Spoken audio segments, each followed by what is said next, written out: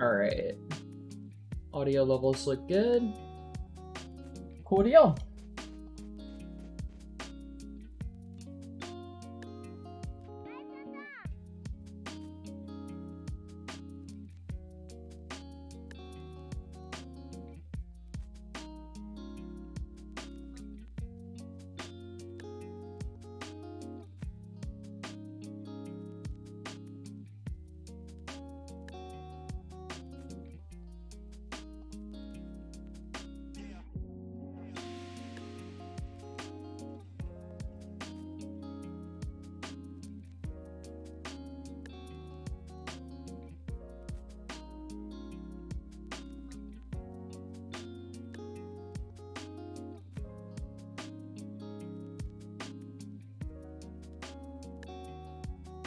Alright.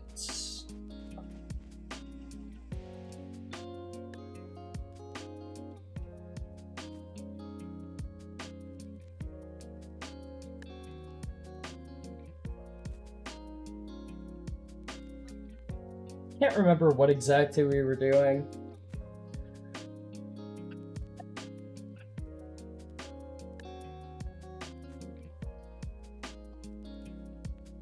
If I'm being entirely honest. But we're gonna figure something out.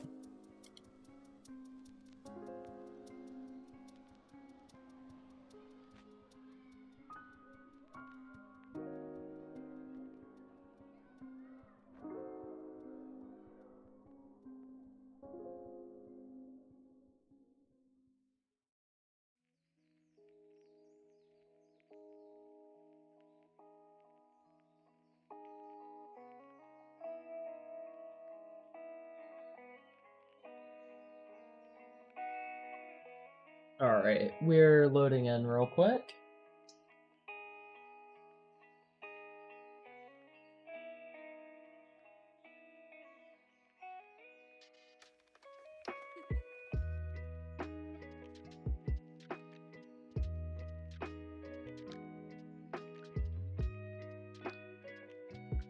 I'm so confused by what J-Ceratops means by consumables.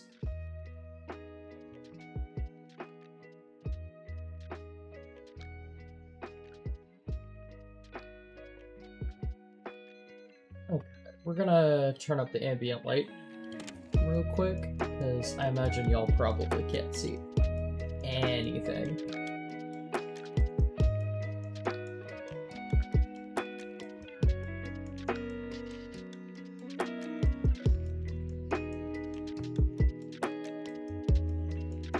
That's at least a little better, yeah. Alright, cool.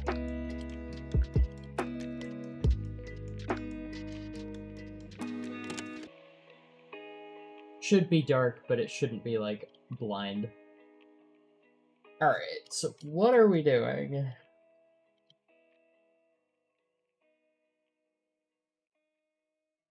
I think we were looking at Venera and at the Surveyor probes.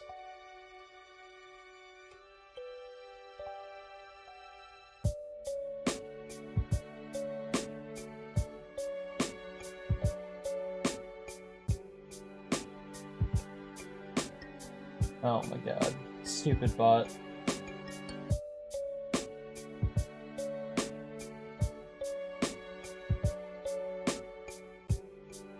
Alright.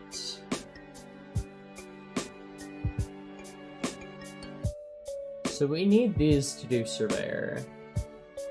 More than likely.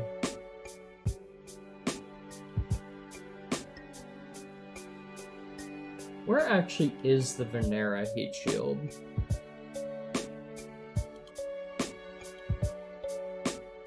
Oh my god. Ugh. Alright. Or wait, did we have a Venera, like, atmospheric probe? I think we might have actually been working on that. Let's see if I accepted the contract. Yeah, okay. So that's what we're doing, and then a Mars flyby maybe.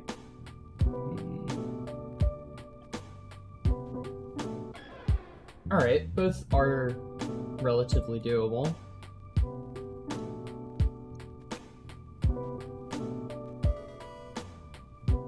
Let's see. I'm gonna look at a mission list to Mars. Ugh, God, can't talk. Missions to Mars timeline. Okay.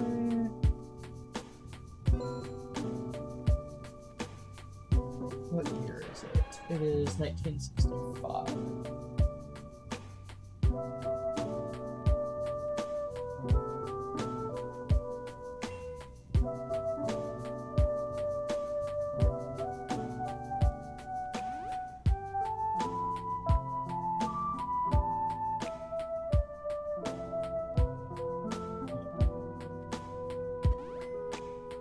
Honestly, doesn't look like there was anything at the time.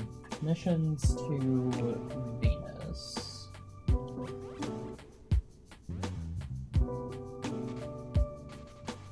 Ton of Veneras, but none of them actually, like, very successful. And then Mariner 5 in 1967.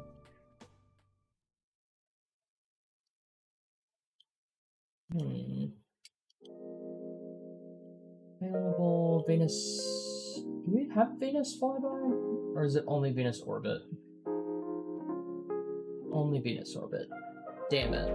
Okay.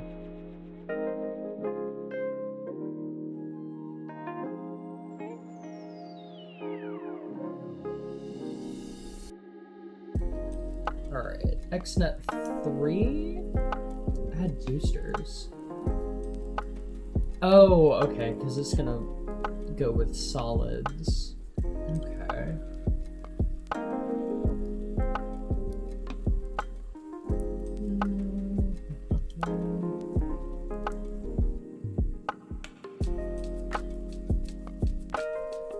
So that's 64 and 65. That's gonna get us some science, and we can do a lot if we can get all the science that we need for that.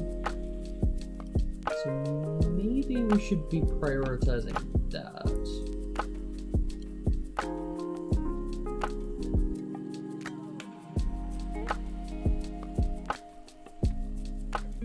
Then interplanetary era science. What do we get with that? A whole lot of stuff that's not going to be particularly of use until we can actually do a lunar landing.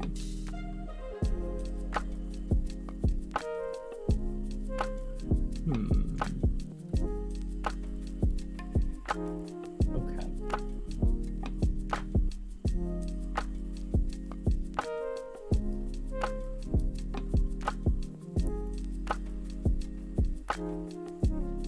Let's see what we can get for a lunar impactor.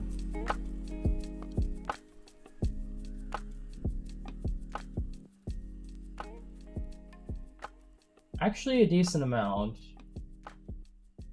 Maybe it would be worthwhile doing a ranger mission.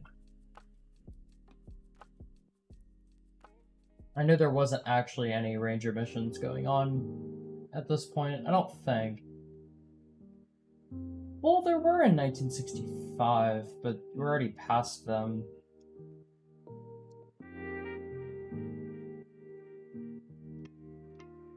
But we could realistically do another ranger mission.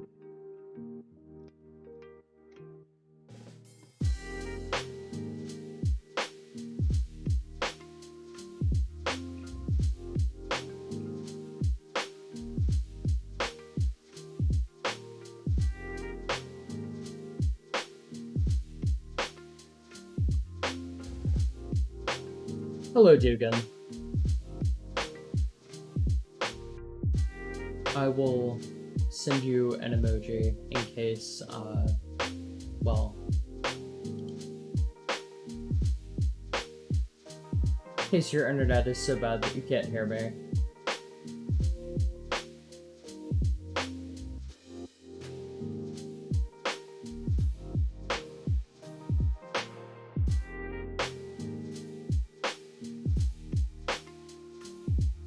Though, to be honest, It might be a Twitch thing, because like half of my Twitch emotes did not load.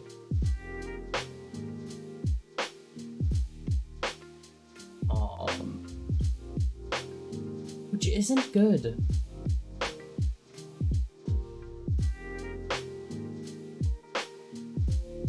The power source cable is out, so I'm running my PC off of the generator and a hotspot. Oh jeez.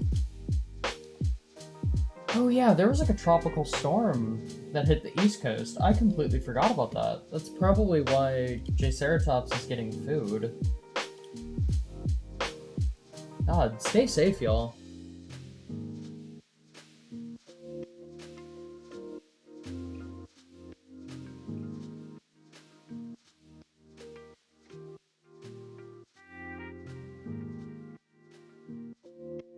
Can we actually fly this?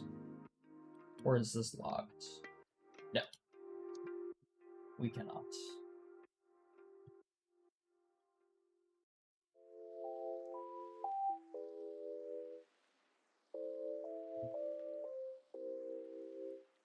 I mean, we totally could if we just use the procedural core, if we're being honest. But, I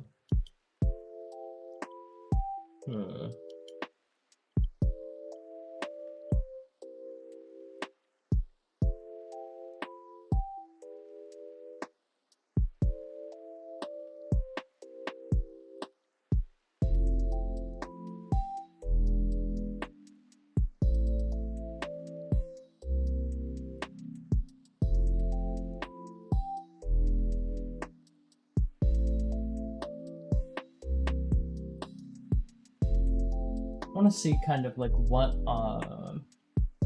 science we can do in a very quick period of time.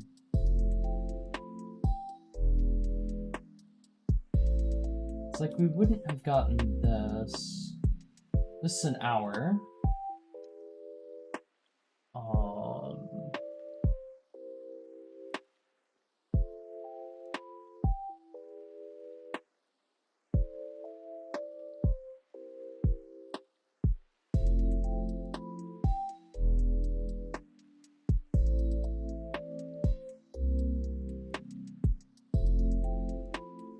Let's see how much this actually gives us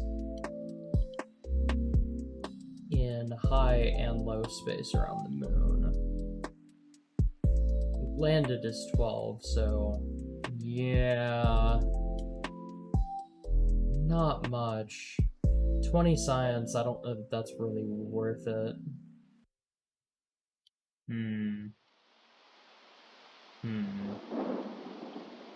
Let's go see if we get any science for the Venus atmospheric probe, because I think that's just money.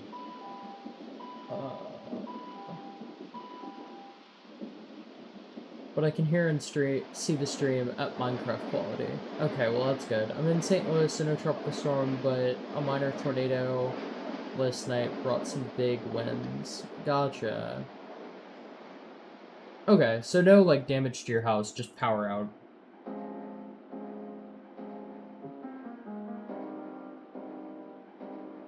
Well, that's at least good to hear. We don't have to deal with tornadoes around here very often, thankfully, but, I mean, we do get hurricanes, so you win some, you lose some, I guess.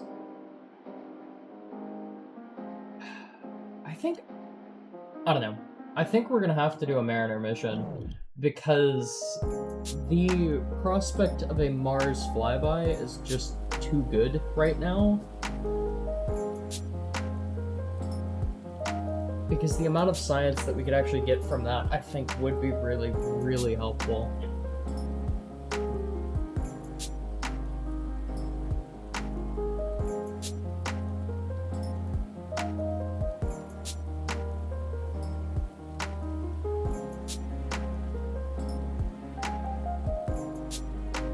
I'm gonna simulate something in orbit, though, just so that I can kind of get an idea of when a, like, pseudo-optimal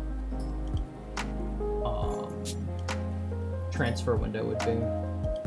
Orbit selection, orbit of the Earth, say 200-ish kilometers.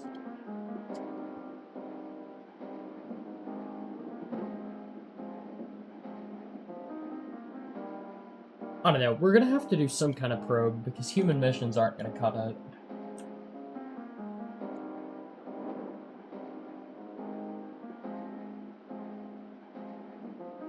And I mean, the other option is we could try and do like an early lunar orbiter, which is an option.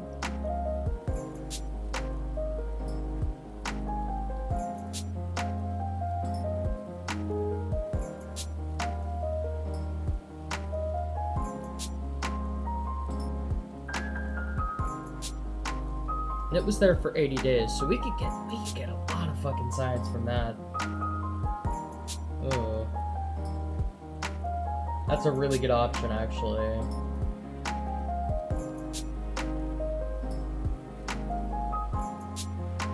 Alright, we're gonna look into both of these. Good thing about a moon mission is you don't have to wait for a window. Like at all.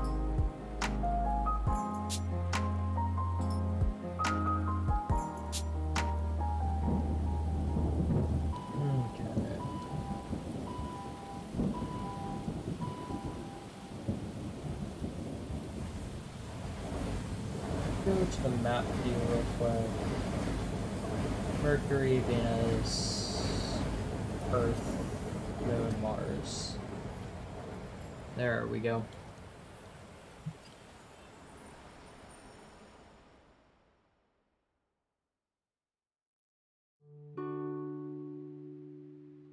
How do I, like, set Mars as my target?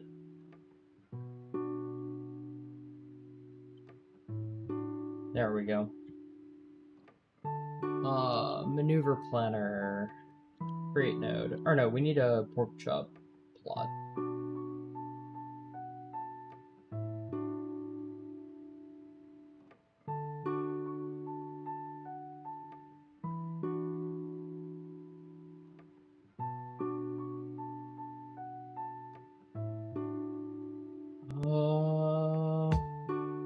Reset.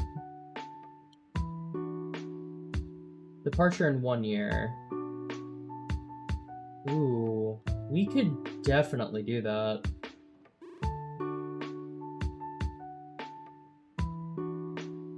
Alright.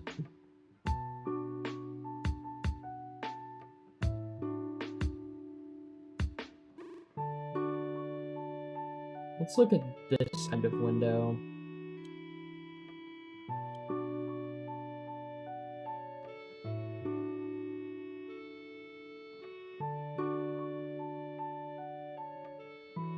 So with 3.6 kilometers and a transit time of like 340.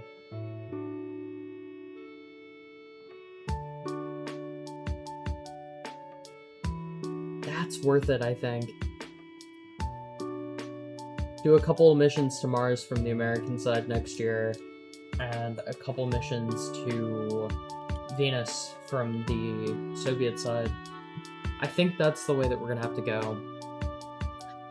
But I'm gonna go ahead and design the lunar orbiter, see what I can do with that, and then that we could honestly launch soon, relatively speaking.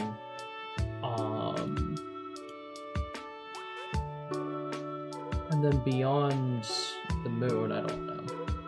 But we'll build a like proper Mariner spacecraft shortly after. Alright, I'm gonna pick up, or look up a picture of the Lunar Orbiter 1 spacecraft. We're gonna be launching it a couple months early, more than likely, but I don't know. Ultimately, that's fine. Alright.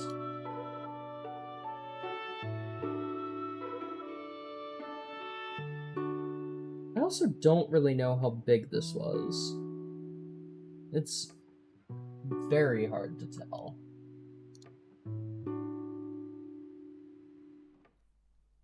Why is this depreciated?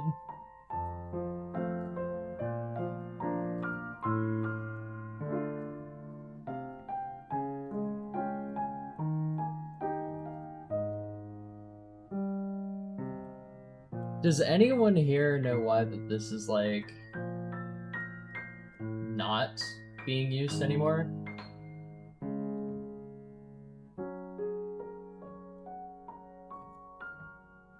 Are they just recommending that we use RCS instead? That's kind of whack.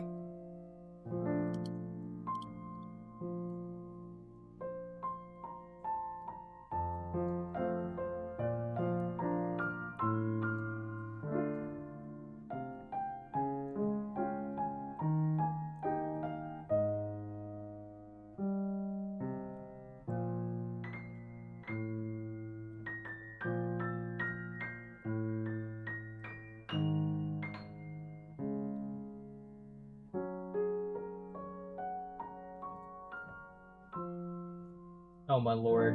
This is literally... Ugh. I forgot how bad our avionics situation is.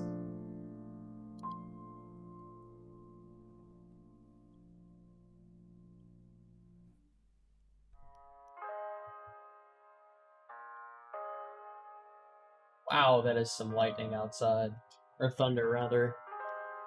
There's no rain that I can see, though. Or no, it's raining. It's just very light.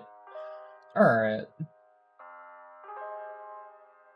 So yeah, then it had like this little base plate thing, which we're just gonna make out of tanks, because extra fuel capacity, always appreciated. We'll make it 8 meters in diameter and about...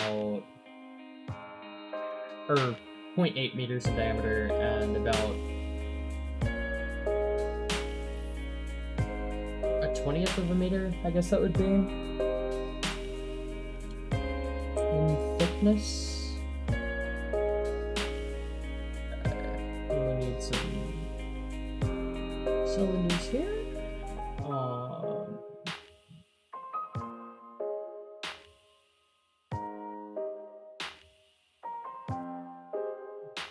Let's go for 3 meters in diameter and 4 meters in height.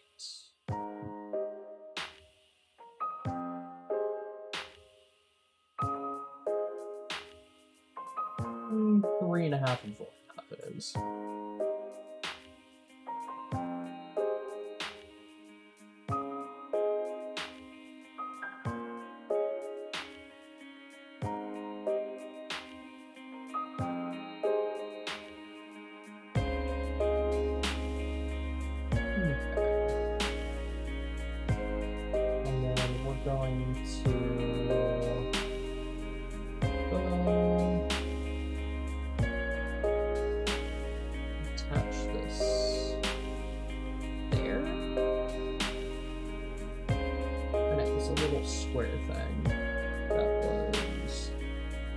Even thinner, so we'll go with like 0.25.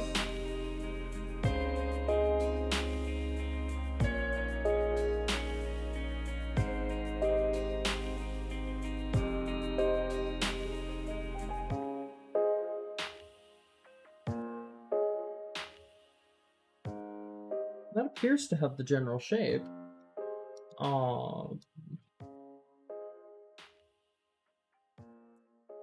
It also has this, which was...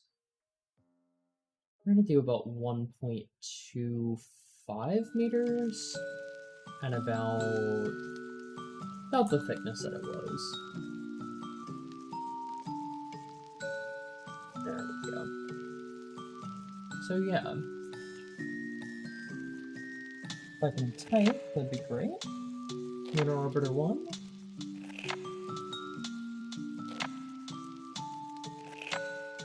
Okay. Keep, like, holding Alt and accidentally activating, like, freaking user interface stuff. Alright. What is our best specific impulse that we have right now? Hydrazine. Alright. I'll take it.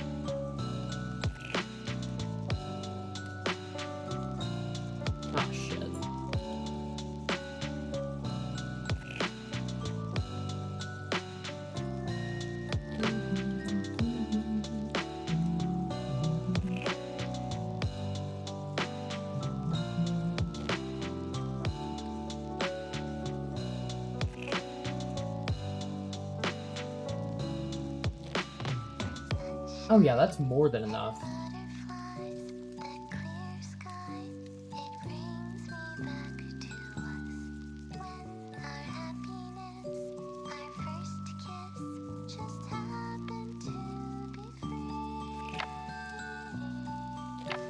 And I'll add more fuel just for safety reasons.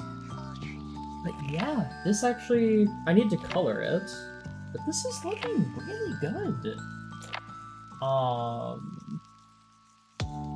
We're gonna clip that in a little bit more. Alright. Hinged solar panels. I did 4 of these. We'll make them a little bit bigger. And it looks like they faced upwards. Duration, none. Okay. Oh, well, it doesn't have any electric charge, that's why.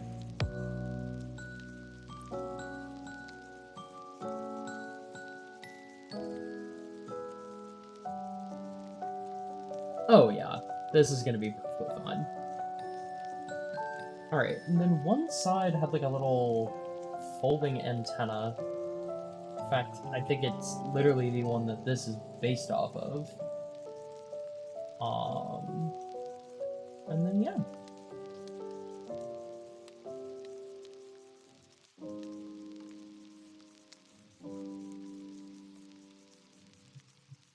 We'll go ahead and do that. Does that flip down there? No, it doesn't. Okay, awesome. And then we need another piece right here. I have no idea what this is meant to be, but it almost looks like a magnetometer. So, magnetometer.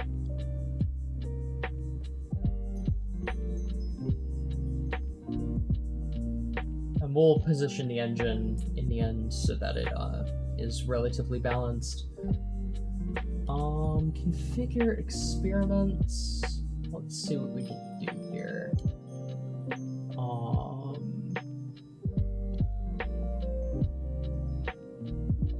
We go the other way around. Orbital protuberation. Micrometeorite detector. Okay. Filter by current vessel. Where's the moon? There it is. You know, we could gather a decent amount of data off of that. Moon. Ooh, but we could definitely gather a lot of data off of this.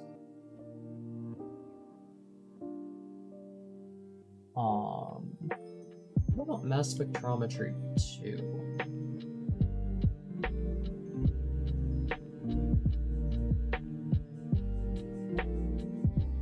There we are. Wow, okay, yeah. We're definitely putting one of these on there.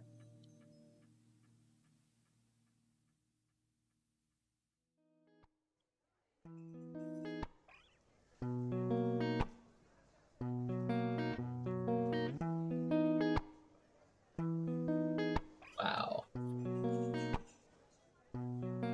And it had 2 cameras on it, but we have really no reason to put 2 on it, so we're just gonna put the 1.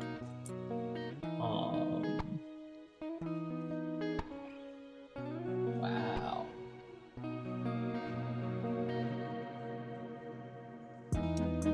This is actually gonna be pretty freaking killer for science. We'll do micrometeorite detection though, because that's actually, it's a pretty decent amount of science. Radiation detector.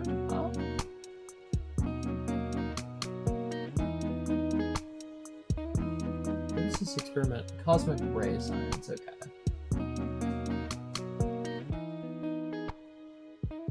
$35, give or take. Not too bad. Barometer, no. Thermometer, no. Oh. Honestly, we might leave those empty, and then do, like, the Cosmic Ray Science 2 and the Imaging Spectrometry. Because both of those take 91 days.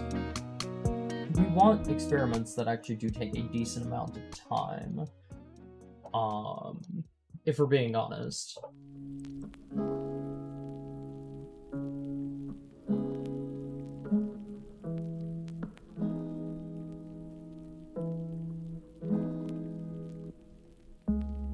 I'm gonna go ahead and make this 5.5 tons.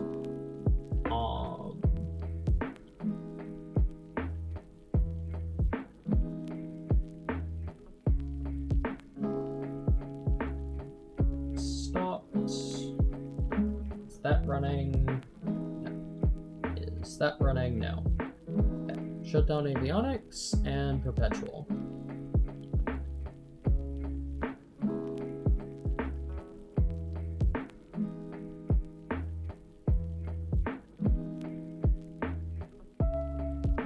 Let's see what it would be like if just everything is running. Oh yeah, we're not even close to overloading the power system. That's really good news, actually. You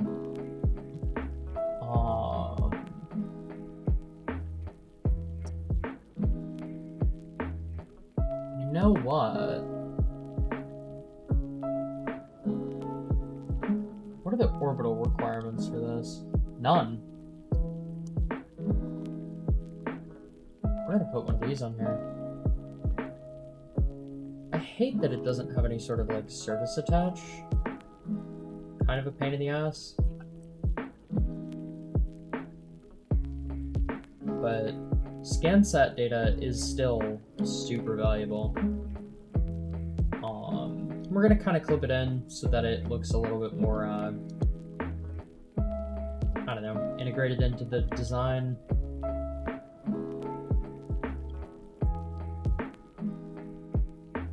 Yeah. Yeah, alright. And then let's give this a paint job, and I think it's done, essentially.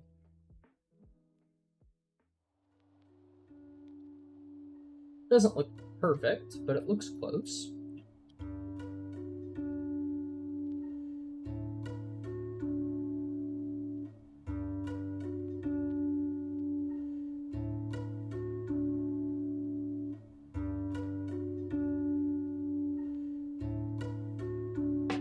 I like the idea of these being black, because they look black in the picture. I think that they're really just silver, but I think it'll look really cool if we just, like, make those super black and super shiny, and then have these be chrome,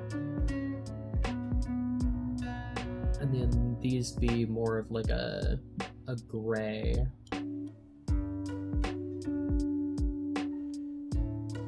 Maybe stock light gray? Oh, yeah.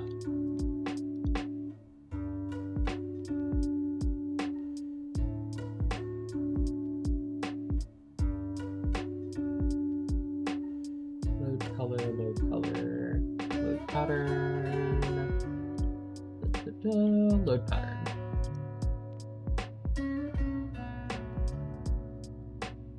Oh yeah, that's absolutely perfect.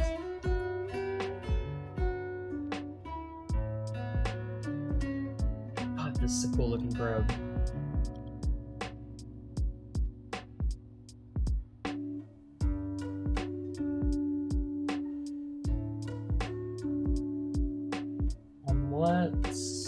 Let's see here. Custom one, start everything, and unfold everything.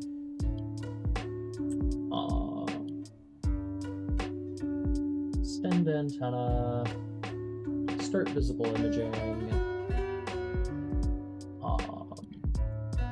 Alright. And then we're gonna put some sort of small reaction controls on these corners. Even smaller than that. Honestly, I'd prefer even smaller than that, but I don't know that we have things that small. Let's see. You know, this is literally, like, about the smallest you can get.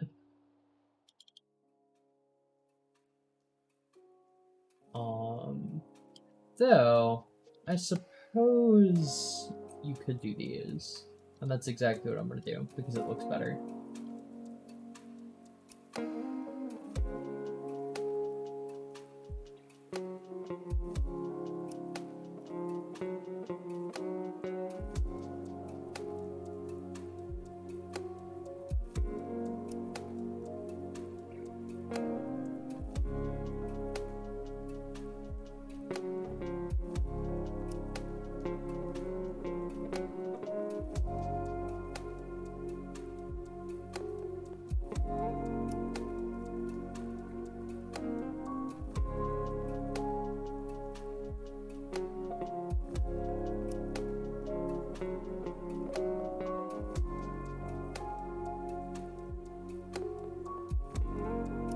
Yeah, that looks good to me.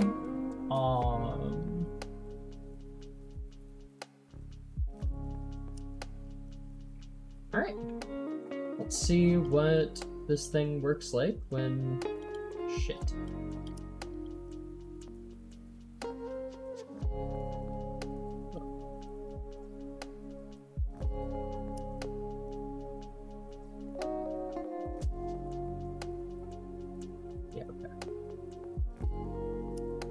Like I was saying, let's see what this thing works like when we just put it into lunar orbit. Hello, Carium. We're going to be mostly doing probes today because I don't feel like doing a whole lot of crewed missions, but we're probably going to do a couple crewed missions too. I will have to go, though, in about 3 hours because it's date night, so... I have a mandatory curfew for streaming. And I also just popped my sternum. Fuck, that hurt. God.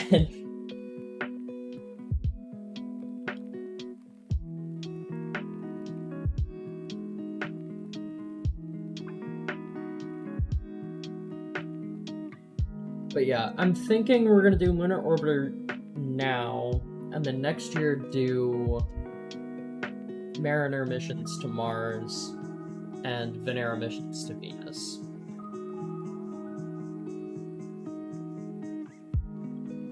Okay. Whoa. So press 1 and activate the avionics.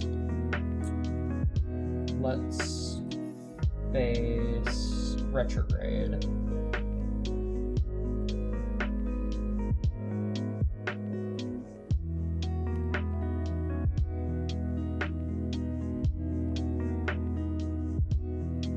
Yeah, to be honest, that's real stable.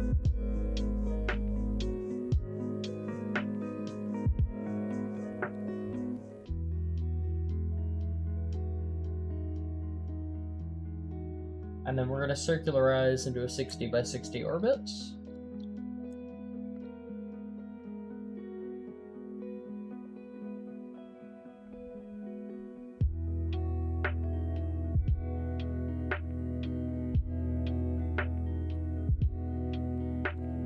Okay, point retrograde.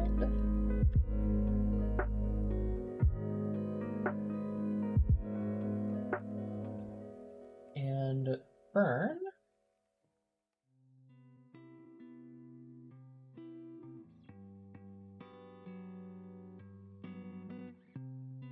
Need to get a little bit lower. You need to like literally be on periapsis.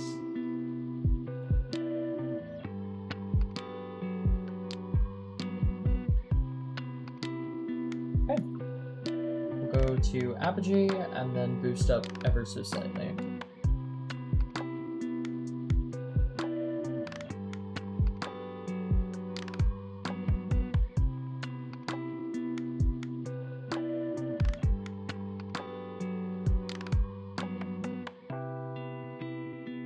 Oh no, point prograde, please.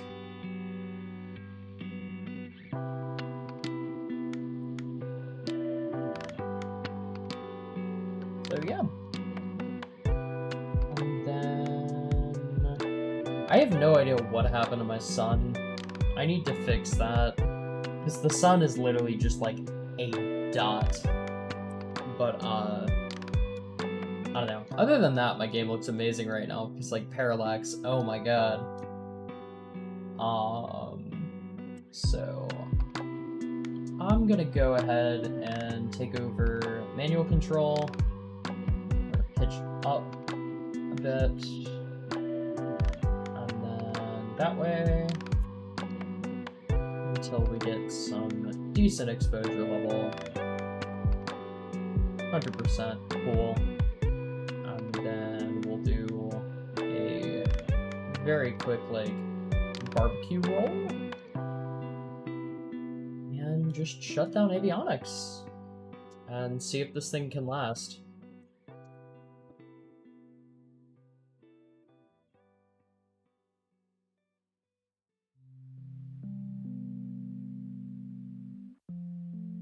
Okay, and it is in fact recharging, and as long as we hit around 91 or 92% charge, yeah, we're gonna pretty much last forever, I think.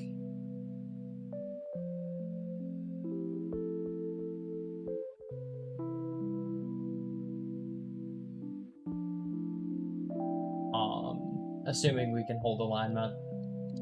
So yeah, I might make the panels a little bit bigger because we definitely do have the margins to do so. But yeah, this should get us, I'm gonna say probably 60 or 70 science, and then once we actually like have all of the data collected here, we can really easily just slow down our spin and point prograde, and we're gonna have about 200 meters per second of delta V post capture.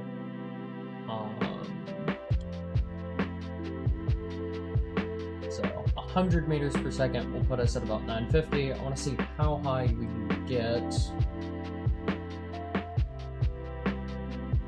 on that.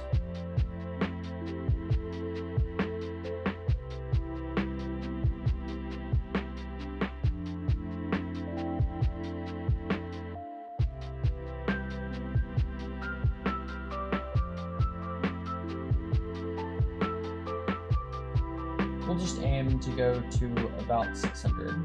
Yeah, we should have the fuel expenditure to do that, like, easy. Literally, where did the moon go? Are we, like, on the dark? Yeah, we're pretty much on the dark side, so we're not gonna be able to see it. But yeah, this should work pretty well. I think we have the tech needed to, like, build a proper lunar orbiter.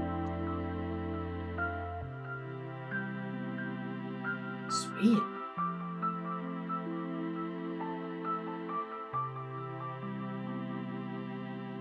So I guess next up is Mariner.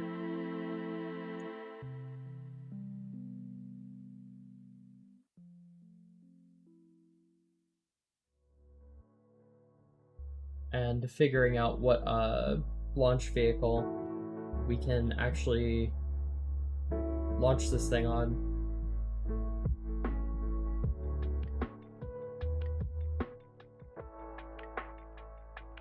Alright, so shoot for maybe like 0.2 here? Or I guess 2, not 0.2.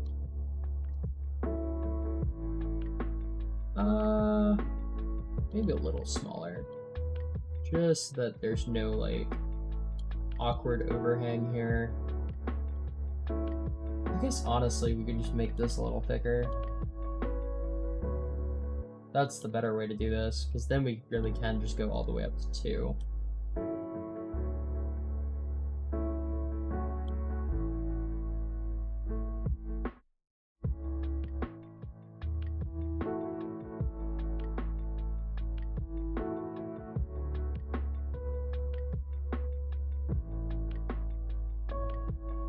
We'll go to 560.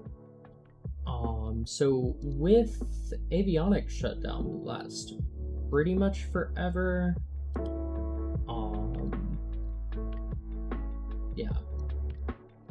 Yeah, that should work perfectly fine. Awesome. I'm thinking Titan 3 or Titan 2B might be able to launch this thing. Which is basically a Titan 2 with an Agena? And then if not, we can definitely get away with the Titan 3C, because Centaur should be more than capable of dealing with this. But yeah. We're gonna take the one that we built for Goose and just kind of see what we can do.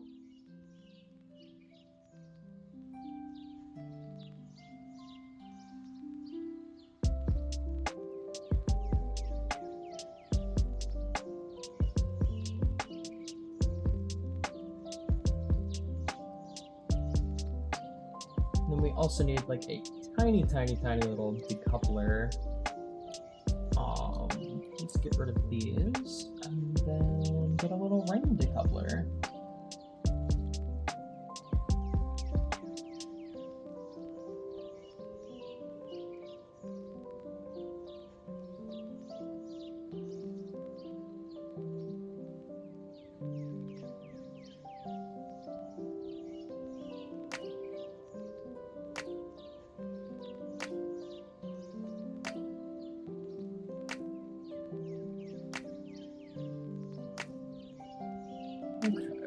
So, grabbing this, bringing it up,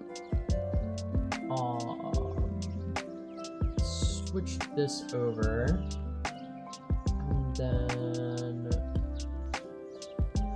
okay, we're gonna need to redo these textures, but that's fine.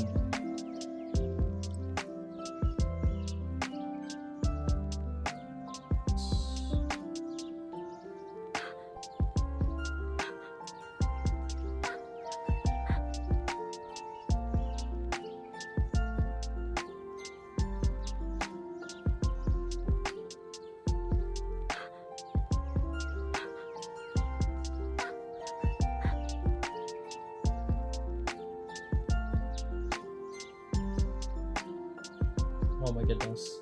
Oh my goodness. There we go.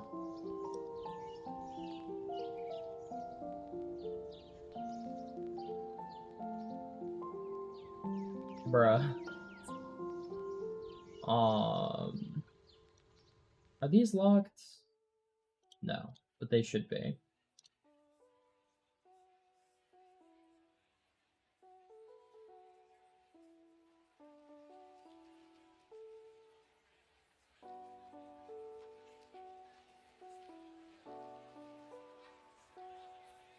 There we go.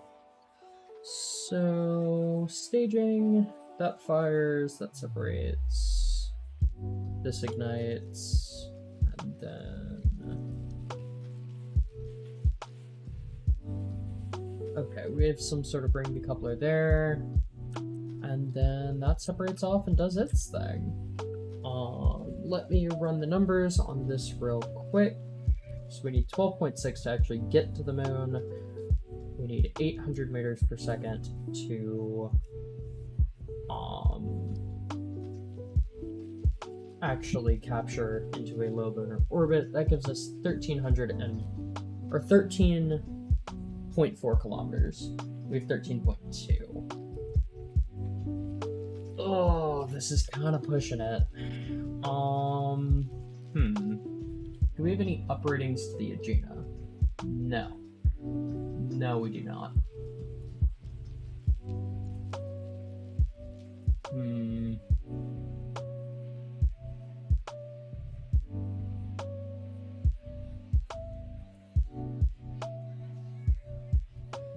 Okay.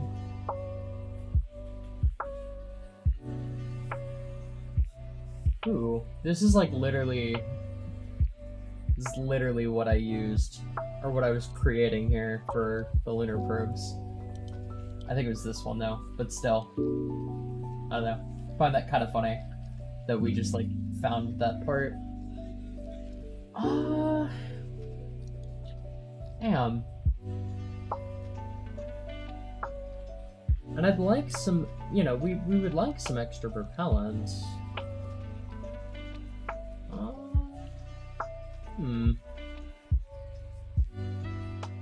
These get better performance, yeah. They get better performance than the Caralox option.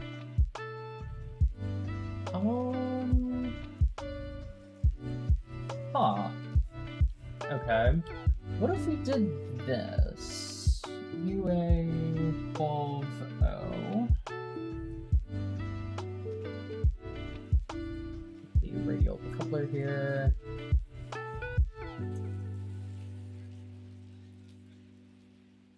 Say we went with like the 1205, right?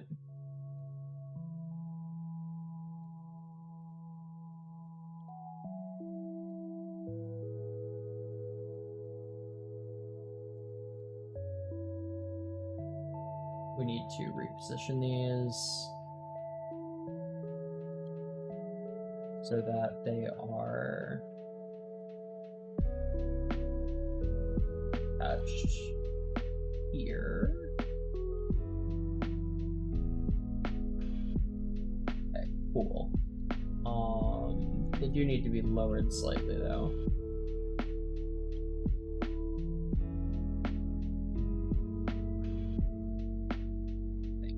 Yeah, okay. Yeah, so that more than easily can launch it.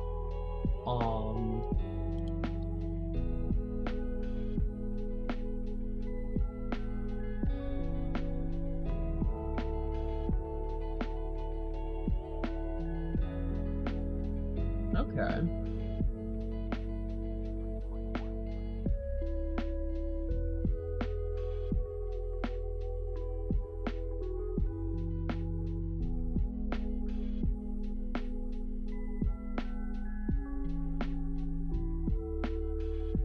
We wouldn't have the tech to airlight this, so we would... I don't know if it, configuration-wise, would have to be lit on the ground, but, like, we're gonna say it does. But yeah, this, in theory, should work. I mean, it's, like, hella overkill in reality, but it works. Let's see. So, because I want to see if we could just put like a an added satellite on here, like a secondary payload, and just drop it in low Earth orbit. 27. Yeah, I mean we have 400 meters per second more than we need. Assuming 9.3 to get to Leo, we could probably put like a couple CubeSats on here. I don't know what we would need to do with them, but we technically could do it, I guess.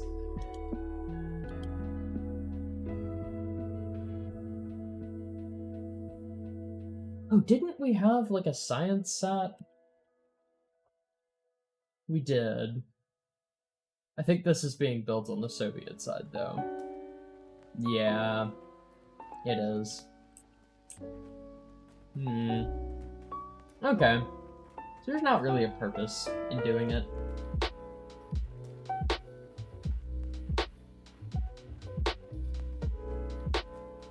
Is this cheaper than the Centaur, though? Let's see. How expensive are two of these? Oh yeah, that's gonna be much cheaper than the Centaur would be. Because even combined, those are about 4,000 And if we look at the cost of an RL-10, yeah. So we're gonna be using these.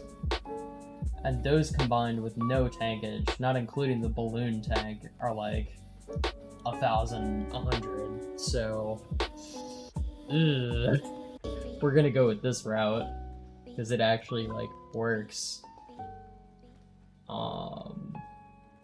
Yeah. All right.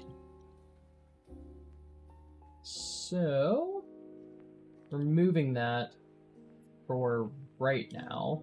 We're gonna go attach a properly painted one, which is gonna be XNet. So open XNet 3 Titan to C-S. Because yeah, in theory this should work.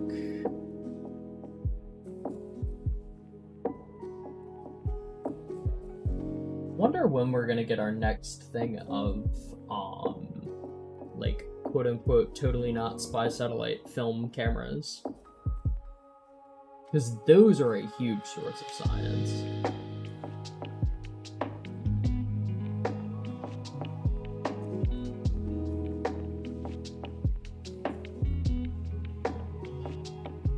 Okay, let's just go right here. Yeah, and the other thing is we're not launching a Centaur, because the Centaur is a huge source of lag because of how much detail I put into it, which was like entirely unnecessary, but man, does it look good.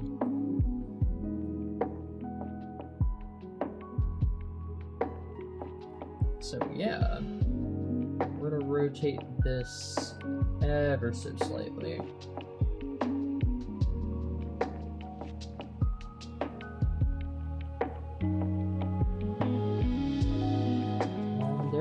There we go. We need to repaint this though, which means I need to actually look up what the Agena for Gemini looked like. Gemini Agena. So that's the kind of generation of Agenas that this is built off of.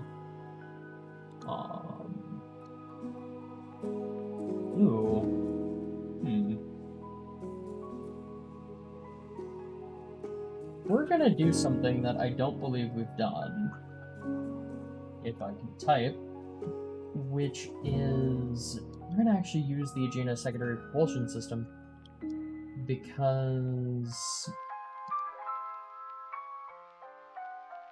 it would allow us to capture around the moon with this. Because I believe these burn the same propellant. UDMH and WAN 3. No, they don't actually. Oh, that's a bummer.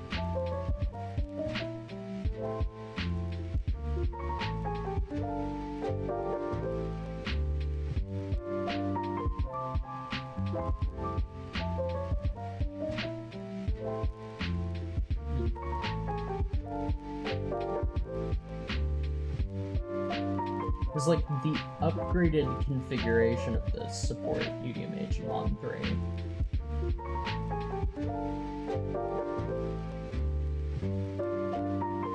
Does it not even tell you the fuel types on the on the future versions? It doesn't. NDA and UDMH. I don't know what that is.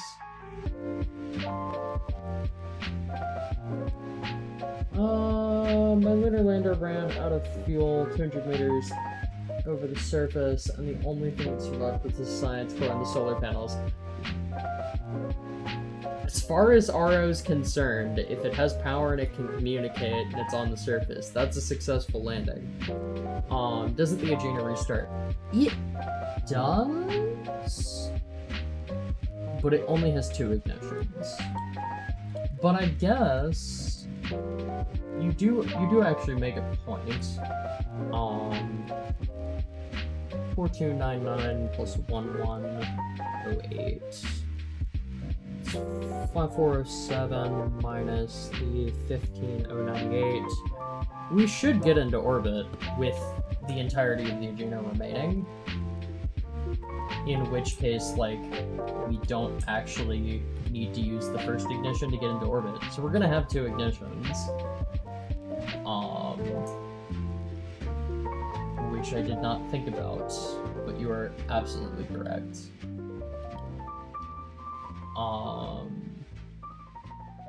Can we simulate this, or is it going to give me hell about it? No, we can't actually simulate it. I think. Yes. Sweet. I want to just simulate it real quick. Just because that gives me a little bit more peace of mind.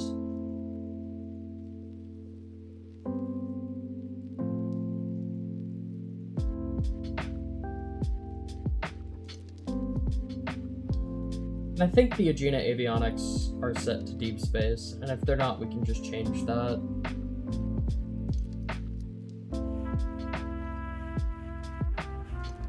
I don't know why the Agena, like, service propulsion system would use a different type of fuel, though. That doesn't make any sense to me.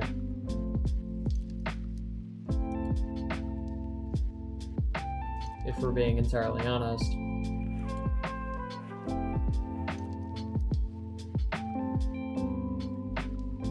Then remove the secondary propulsion system to save mass. No, it's not there. It's already removed. I don't know why it uses a separate propellant if... I don't know, it just doesn't make any sense to me that it would use another propellant type. Alright, let me make sure that my staging is in fact correct. Okay, and then you have booster sep. Okay, and then you have the fucked up staging.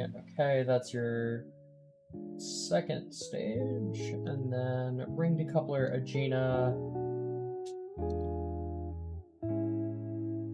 Oh. Turns out we do actually have it attached. I thought we had it removed. You were right. I'm wrong. I'll still test and see if we can get it into orbit.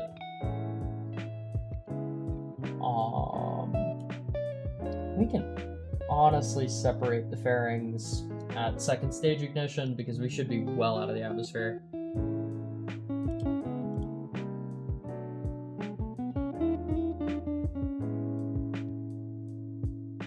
Oh shit, avionics.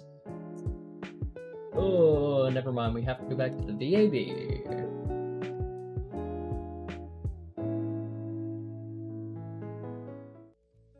The self-contained tanks anyway, so why not go with a more fuel efficient fuel mixture? Is it more efficient? Because if it's more efficient, I don't see why we wouldn't just use those instead of the Agena service propulsion system, or Agena primary propulsion system. But I don't know. There probably is a very sound reason. Alright, so bam, bam, and then those separate, and then you have second stage ignition.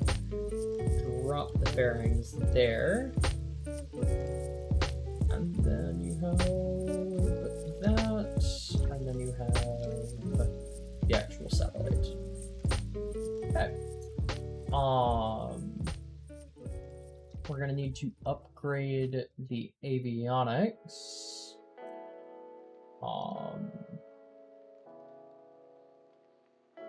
Okay. I think, in all honesty, it's about time that we move away from having 2 separate things in avionics. We're gonna need to tool it, which kind of sucks, but like, I think we have the avionics to just, like, make this function.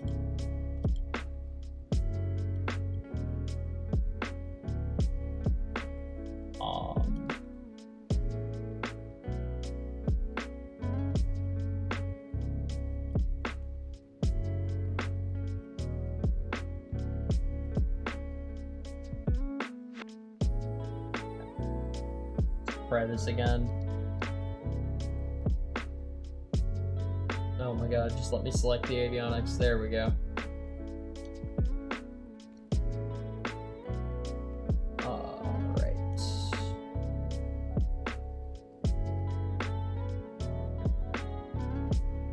We'll do 650. Okay. Alright.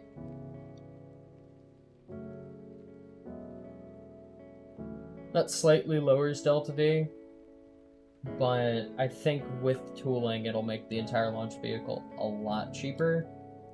Yeah. That cut down like almost 1,000 actually.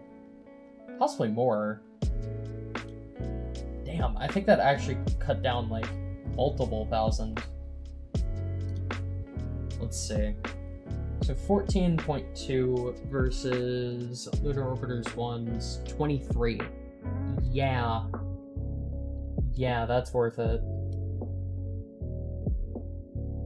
46 days. Good God. Alright, yeah. This is the way to go.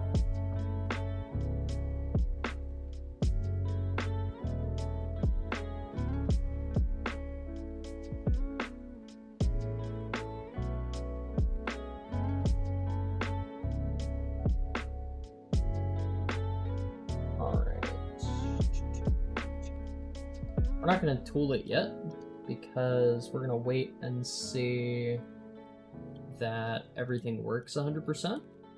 Then we'll tool it, and then we're good. Save. Alright. Then simulate. Oh wait, did we remove the Agena SPS? Yes, we did. Okay, cool. We'll paint the Agena once we know everything works. And yeah.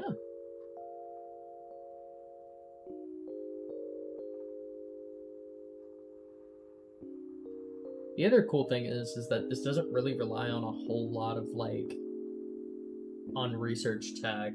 It's basically just solids and the science that are the only parts that, like, aren't actively available right now.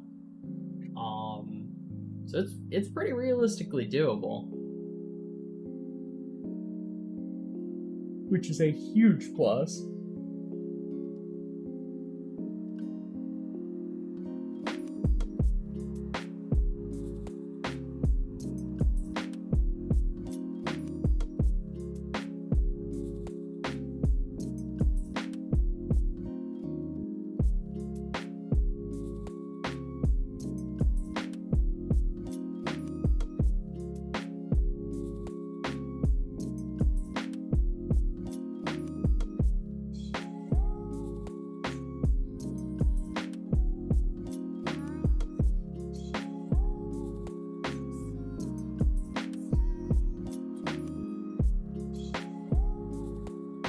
Alright, engage autopilot. Staging seems good. Yeah. Ignition.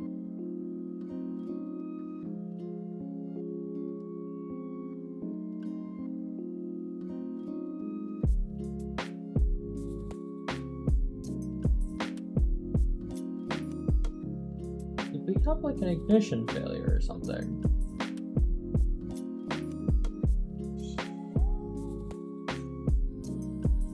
No, we didn't. I don't know what the hell happened.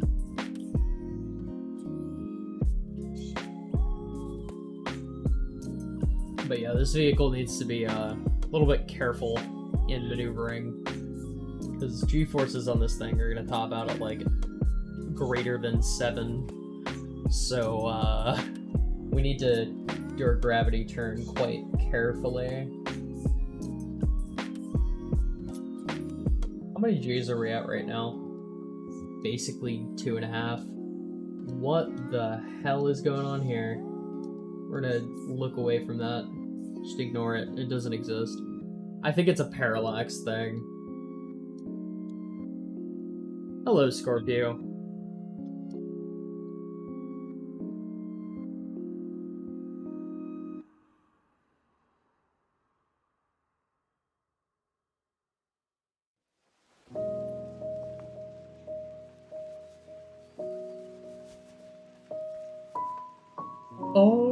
This is actually a Titan 2.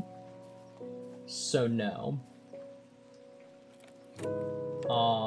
We don't have the technology to airlight it quite yet.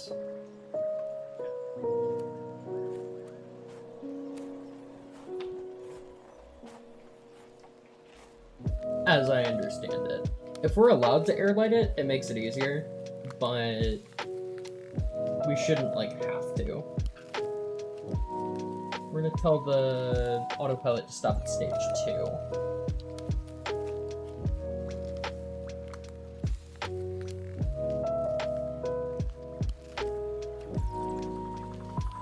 Now, Titan 2B-S.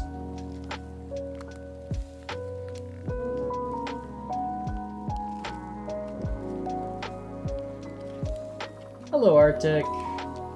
Kerbals are going good.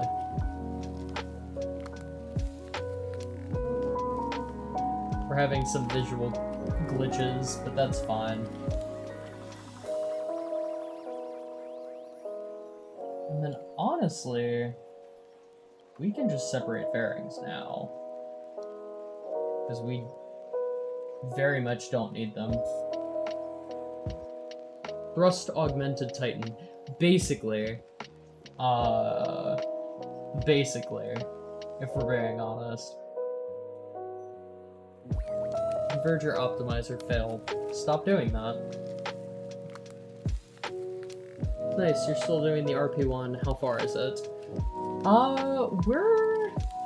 don't know, we're a ways off from the moon landing, but we're also well past, like, the first human orbit. So, I'd say we're about kind of middle of the first part of the game. What? No. No, like, throttle up right now. What is going on?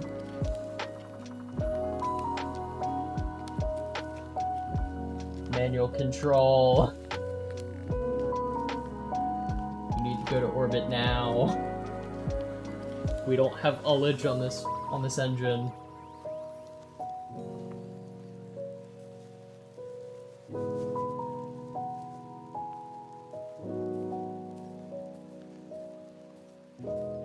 I don't know what the autopilot was doing.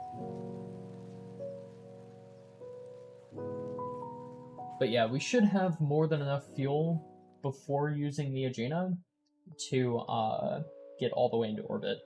Whether or not we'll be able to do that because of our trajectory, I don't know.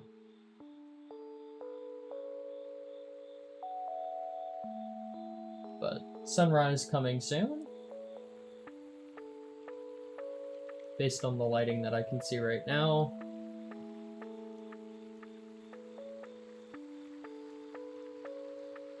The sun flare is still hella broken.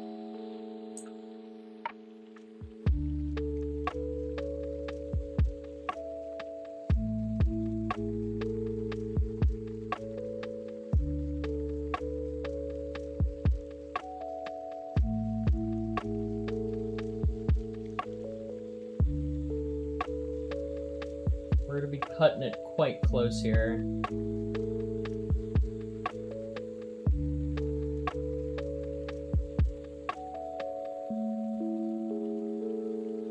Gotcha, Scorpio. I don't know that we're gonna make it. Actually, I think we're going to. Knock on wood, but I think we're gonna make it. Yep. Okay. So then from here, we can make sure all the engines are off and separate. We will set the moon as our target. And I believe that we are literally about as, like, horribly off-plane because we launched at the least possible ideal time. But that's okay.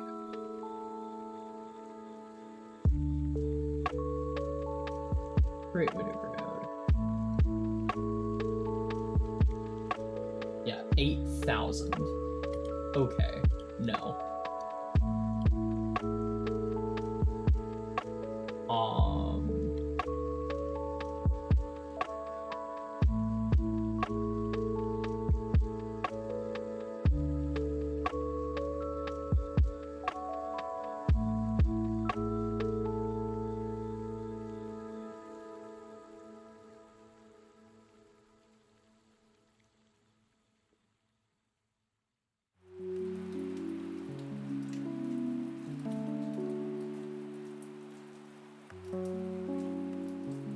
So yeah, that would be pretty much our transfer, which would give us how much remaining? Roughly. About 1,200 to 1,300 meters per second. We could do the entire capture on just the Aegina. That's not bad. Honestly. You know, that would give us a whole lot of extra propellant. That we could use for really anything. Like HDR on or something. No? It just clips weird. Bizarre. But yeah, we could get all the way to the moon on this Aegina, and then circularize on this Aegina, and basically have all of the propellant in this to go from low lunar orbit once all of our science has been collected to high. Yeah, I think this is doable.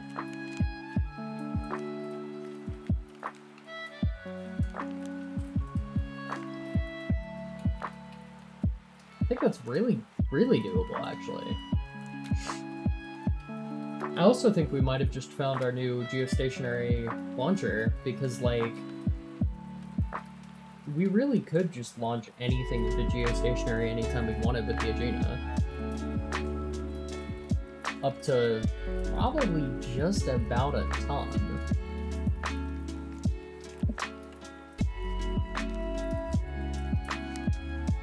Probably not a ton. Probably about 700 kilos, but still. How's your summer going, Lucy, if I may ask? Have you been doing studying or holidaying? Bit of both. But, I'm in classes right now. I got a job. So, yeah, summer's been going really well. I had my first official shift, yesterday. So, Scorpio, what do you think? Should we airlight the booster? Is that allowed? Because it's the Titan 2 GLV stuff. So, like, I don't know if it's capable of airlighting. What have you been doing, if I may ask? I work at the Lego store. So I'm basically just like a cashier / like customer consultant kind of person. So yeah. But my first shift, I did basically just unloading a bunch of Lego sets into our little, like, back storage room. It's not capable of airlighting? Okay. That's fine.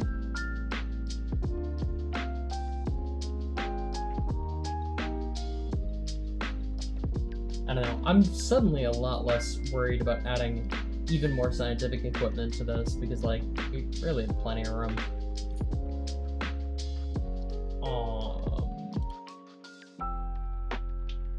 Okay. So we're gonna tool everything. 28,000, small price to pay, quite frankly. We're gonna need 2 of these. I'm gonna add this to my lo-fi playlist because it's from Animal Crossing.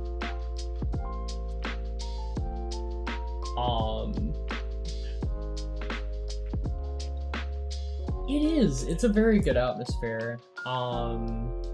Most of my coworkers are either giant nerds for Lego or are gay, and both of those groups I fit in with very well. And I won't even say giant nerds for Lego, just giant nerds. Because we straight up talked about like rockets at work for a little bit. So yeah. And I don't want to work with kids like professionally, like after college, but I definitely can handle it. It's not, you know, it's not the worst thing in the world. And I'd rather work with kids that are happy than adults that are grumpy. And you really don't get a whole lot of adults that are upset going into the Lego store because it's a Lego store. So yeah, I'm excited. Yeah. And I get a ton of free Legos and pretty good pay and like 30% off everything in the store. So it's a pretty good deal no matter how you spin it. Sleep. Alright, we're going to... What pieces of this can't be used right now? Heliumagnetometer, the UA-12Os, the basic TV camera, and the magnetic ion spectrometer.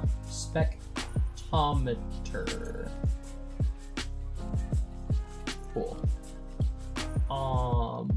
When do we get all of those? Tech.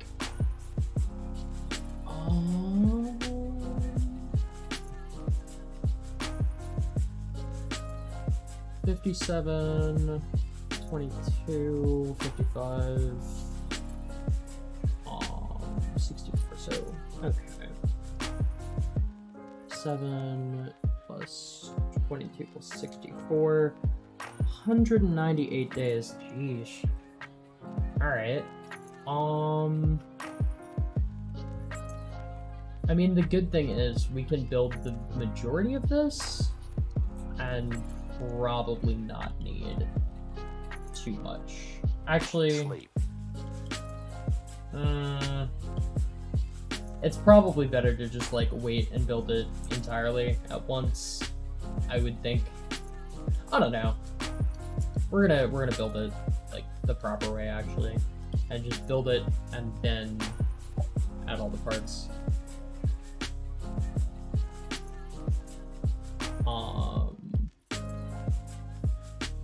But I'm gonna go do something really quickly and see if I can't invest a decent amount into R&D, because R&D. That please. There we go.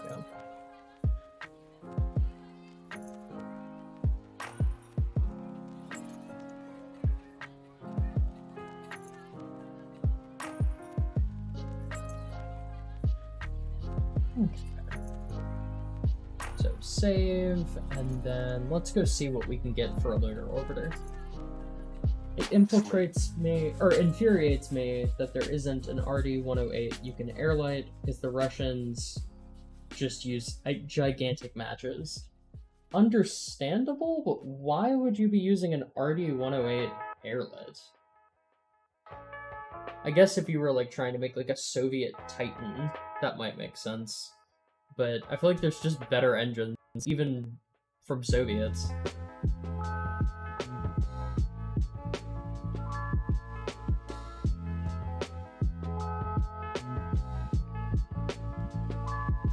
So yeah, if we commit to putting a lunar orbiter into orbit, we can get 450,000.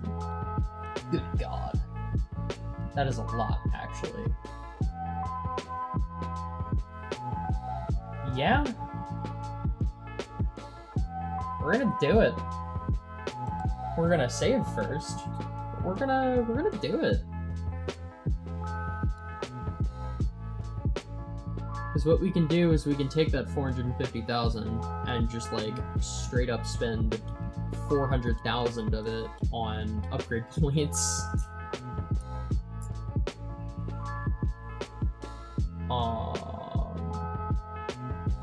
1, 2, 3, 4, and then 1, 2, 3. Let's see how much that reduced build times. 51, 53, 20, 60.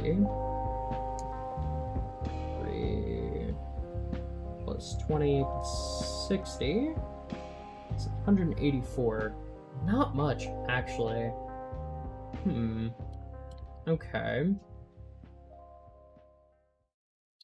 Ooh, but we also have the R&D building getting upgraded soon.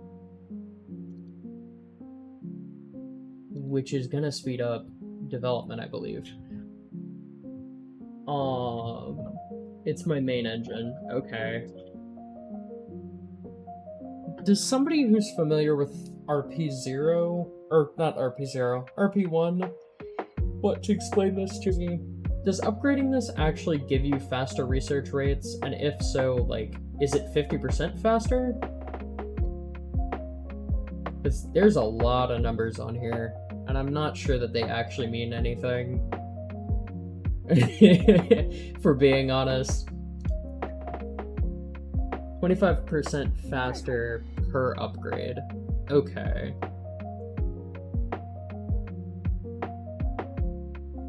So that would mean that these would take 75% of the time that they are right now. So that would really mean that we can get the tech in about 130 days once this is kind of ready to go. Yeah, that seems like a worthwhile-ish upgrade.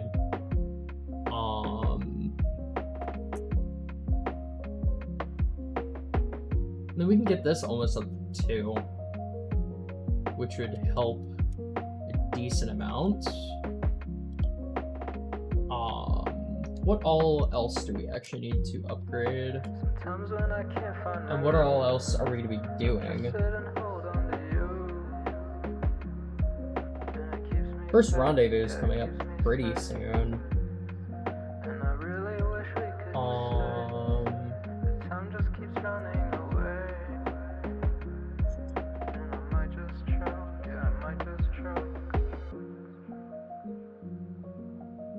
When was the first Mercury flyby? Because that's a fuckload of cash. If we're being honest, like 2 million for a Mercury flyby seems like a pretty good deal. It's probably not, but it kind of feels like it.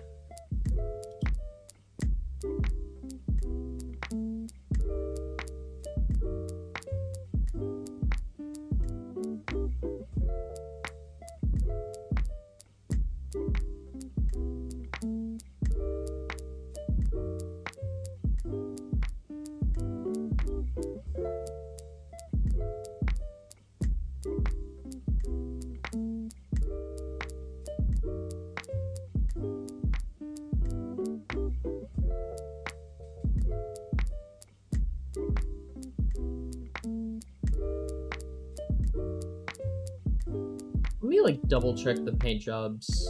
Or did we already fix Gemini 4? I think we... Let me go check on it. Because I know there's a lot of things with the Gemini that like need to be somewhat fixed.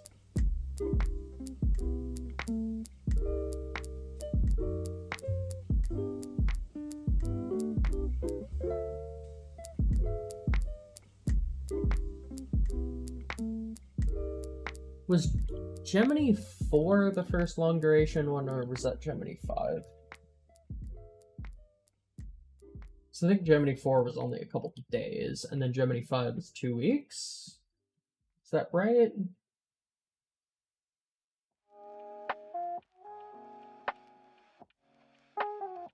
No, Gemini 5 was 1 week. Gemini 4 was 4 days and some change. Okay.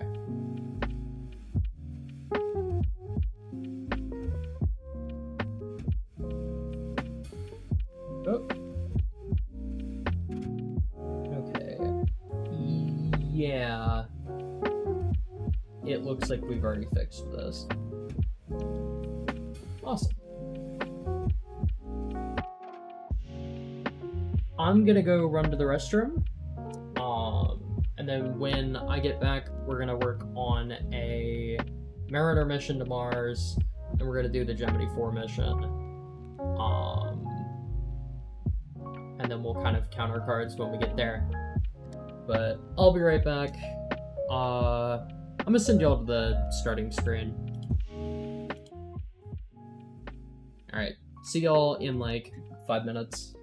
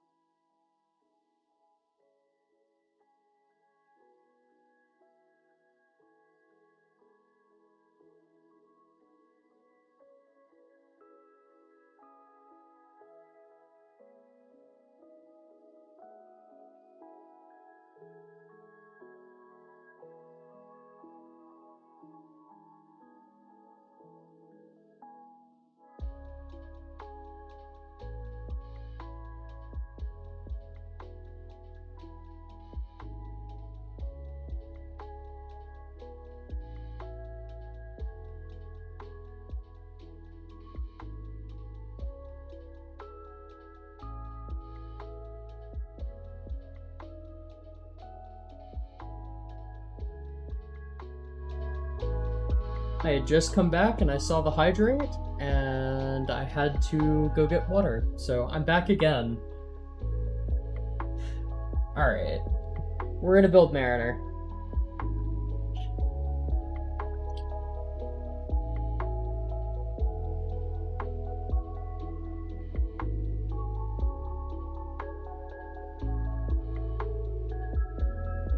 My back is really sore for some reason. I probably lifted some things like hella wrong yesterday.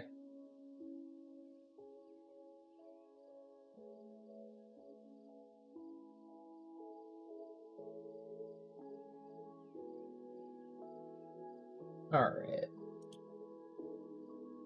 So Mariner 4, they had the engine on the side? Is that what I'm seeing?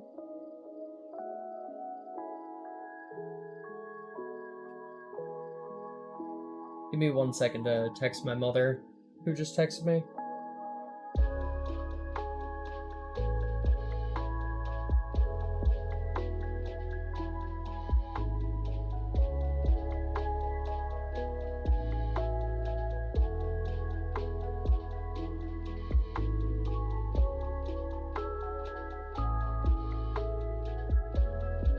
Alright. I want to play RO, but I don't want to uninstall Evo, and I can't watch the stream with Evo. Yeah... Sorry about that.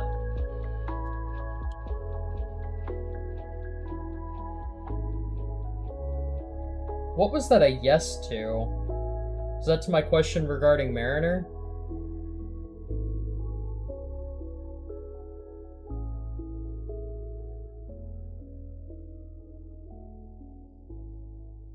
Also, just so that I know how bad the delay is, can somebody type test now and send the message?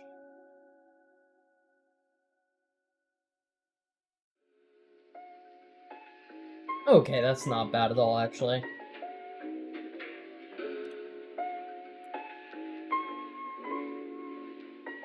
Okay, this looks like an octagonal spaceship. Don't know why I said spaceship. Probe.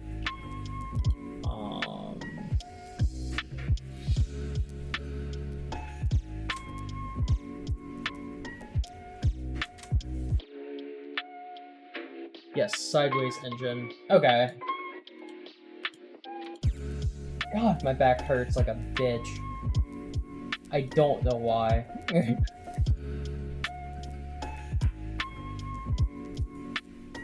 Get up and stretch real quick.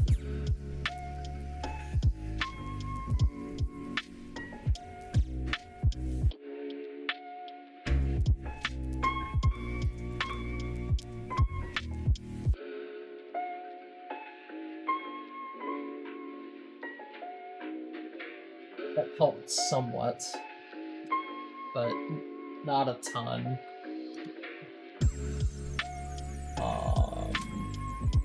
Alright, let me see here.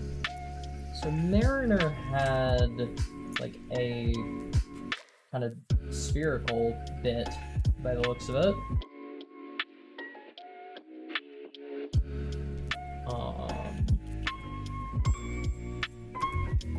Honestly, like, Voyager is a pretty good match. Looking at Mariner, but I don't know.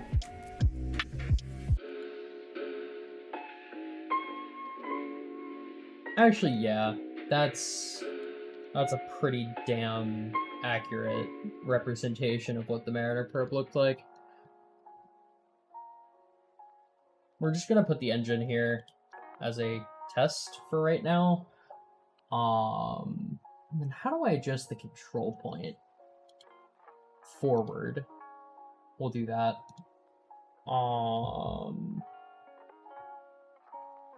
And then we have 4 solar panels.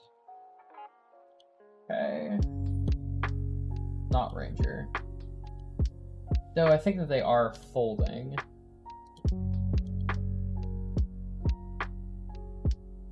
Yeah, Mariner 3 and 4.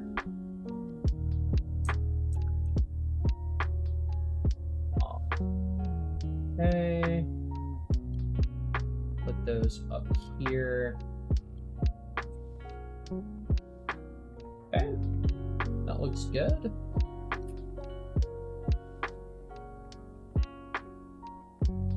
Okay, and then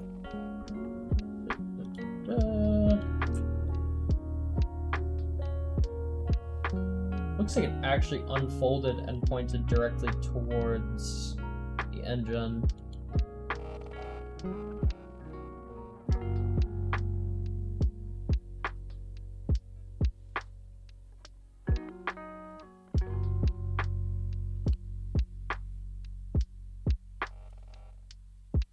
Honestly, I'm gonna just do an internal RCS thruster.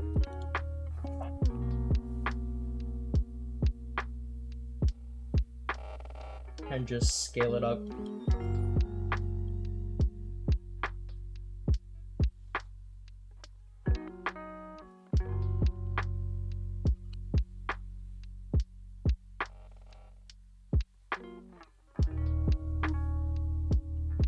I hate that this picture that I'm looking at of the Mariner probe, it's like an artist rendition, and it has a freaking ion engine, which, like, no. Actually, no. That's in fact not what it had at all. But okay. Does look like it had a magnetometer arm, opposite the actual thruster. So we're gonna try and put that on here, see how it looks.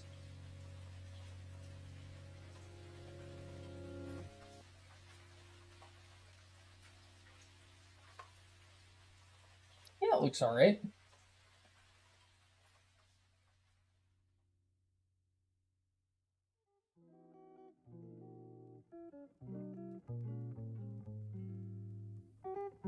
Okay. We're gonna take a look here. Is there any way? No, it just refuses to do that. Okay.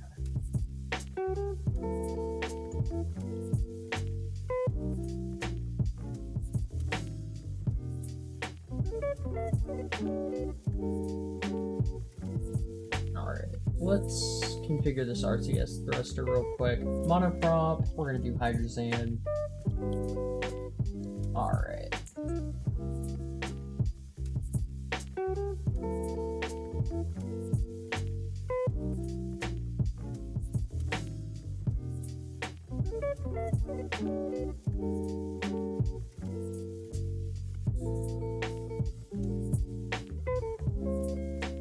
Yeah, it's just not really working.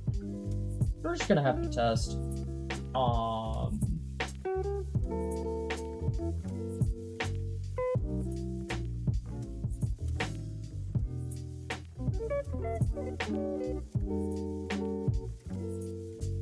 think we're gonna want to do it facing like this way.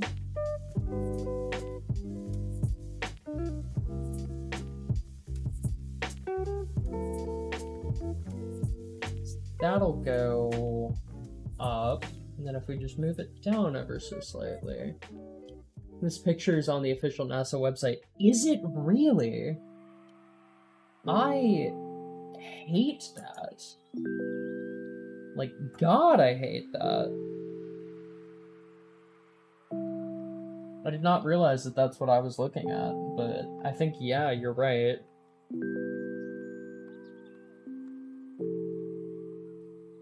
Oh my fucking God. Yeah, it is an official NASA website image. Dear God. NASA, please. Alright. We're gonna do these, set them to monoprop, hydrazine. Let's see what we can do with this. Just kind of testing stability and so on. I thought Mariner was Soviet. No, Mariner was American. Venera and Mars were the Soviet probes.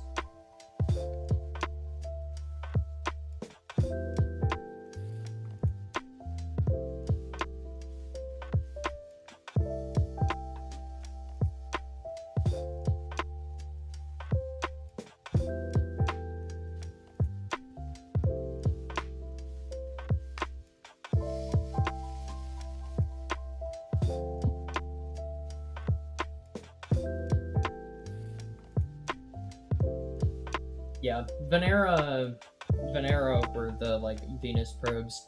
I think they were mostly atmospheric probes, but I think there were some orbiters or flybys.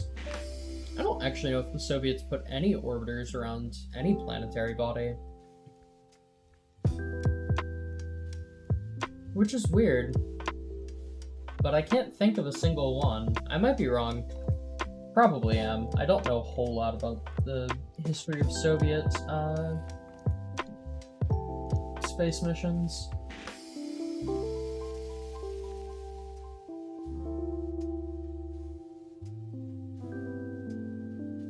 Or do we not have avionics? We do not have avionics. Oops. Alright. If I do infinite electricity, though, that tricks the game that we have avionics, right? Yes. Gotta love it. Why the fuck is this not working? 198 versus 198. Yeah, this should be working.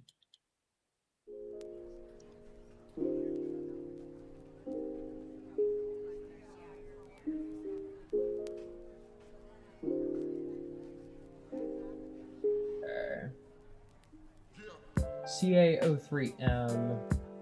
Alright, so the side that has that label is the place where we actually need to put our thrusters.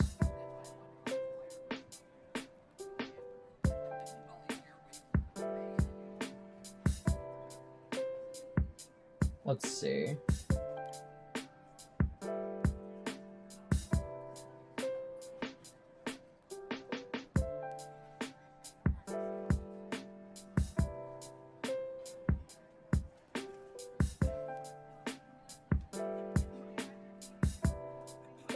Yeah, for some reason this just isn't toggling at all, but it's probably a mix of avionics and not being on the right side.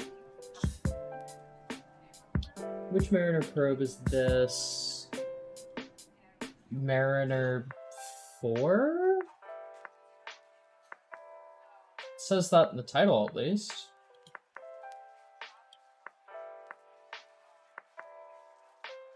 Venera 9 was a lander and orbiter. Okay.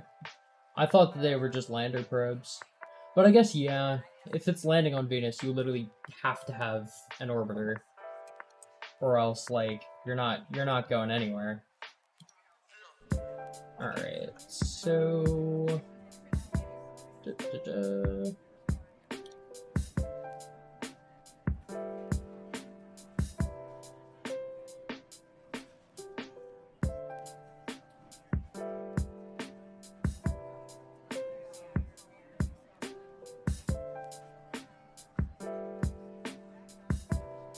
You know what? Fuck it. I know they tell me not to use this engine, but I'm just gonna use this engine because... Yeah. Yeah.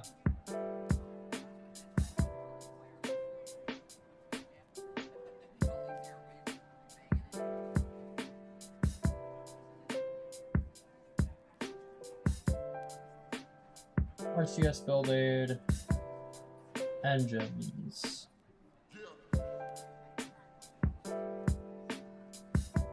Dry center of mass. Okay. That ought to work.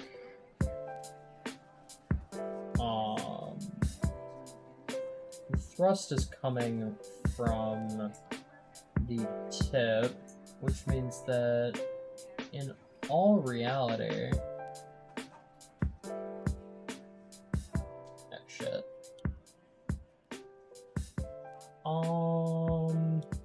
Yeah, we want it to be closer, though. Okay, so we need to go up. Like that.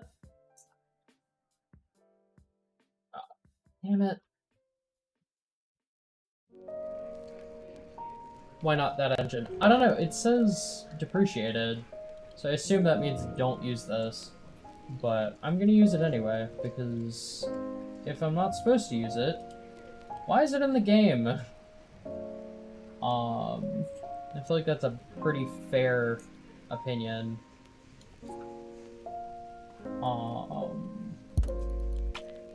So yeah, we're gonna take just a procedural structure, I guess. Put it on the end of this.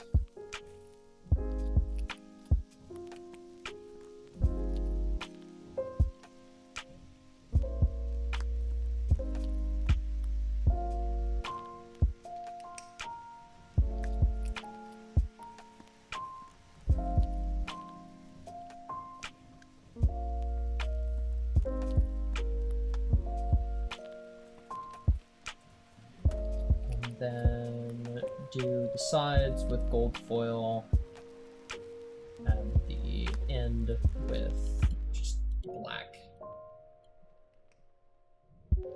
Actually, we're gonna try and match the silver of this.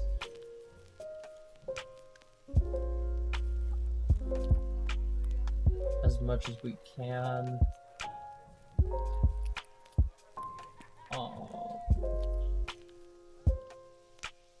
God, it is so hard to tell if this is like going to obstruct thrust or not.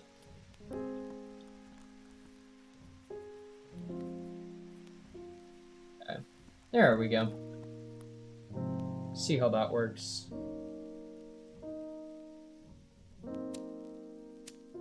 It's just it's one of the just like 4 kilonewton, like 0.4 kilonewton engines. And I know that we've already done Mariner 4 in this save, but we're gonna, for sake of like just this being the way it is, we're gonna act like we haven't, because our Mariner 4 went to Venus for, or our Mariner 4 failed on the way, rather. And this one is going to have modern science for the time, and is not going to fail, so it's gonna be alright. We should be able to pitch over as much as we need. I don't know. They might just want you to use, like, RCS at that point, which is understandable, but, like, RCS build aid doesn't really work. At least not as far as I'm aware, for, like, judging thrusts and such, so it is very hard to say if that is a good thing or a bad thing.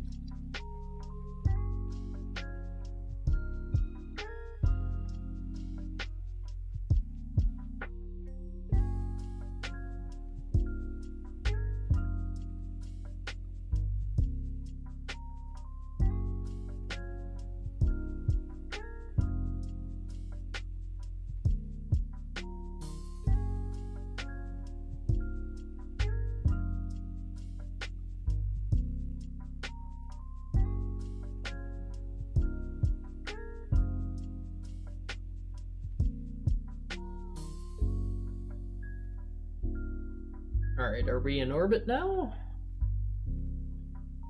Yes. Alright, sweet. Let's make sure that the control point here is forward. It is. Okay. Then point prograde. Okay, this is using nitrogen, and I didn't change the avionics. Fuck. Alright, going back. Let's see how much Mariner 4 actually weighed, because I don't know the answer to that. Alright, so Mariner 4, the launch mass was 260.8 kilograms. We might be a little bit chunkier than that, but that's okay.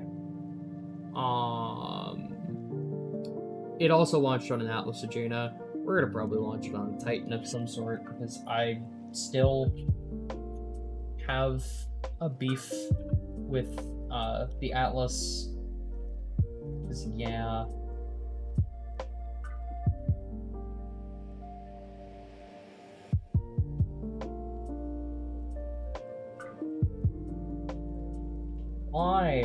Why is this avionics so much better than, like, literally anything else?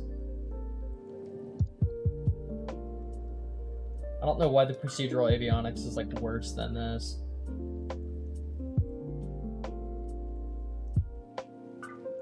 Okay, monoprop. These also need to be hydrazine and configured to monoprop. Hydrazine monoprop, okay.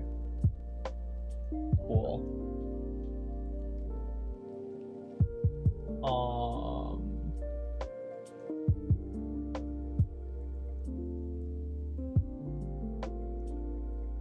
So, shut down avionics.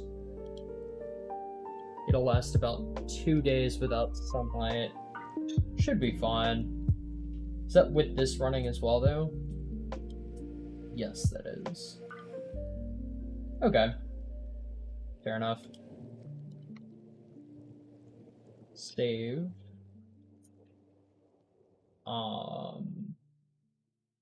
And yeah, we'll give it a control of like 1 ton. Why beef with Atlas? Atlas is just a fucking pain. Mariner equals Marina equals spaceboat? Pretty much. Yeah, I mean, Atlas is just a pain in the ass to fly. Because essentially, unless you're going to use KOS, which, spoiler, I'm not, to put it lightly, you have to basically fly it by hand. And I can fly rockets by hand, but the ones that I can fly by hand are like simple staging, you know, just like solid rocket boosters with a core and whatever. And yeah, I can't consistently get it into orbit, and neither can MechJeb. Because as soon as I stage off those booster engines, it just like is like, nope, you don't have Delta V to get anywhere. Bye, sorry. And it's just like, okay, I guess.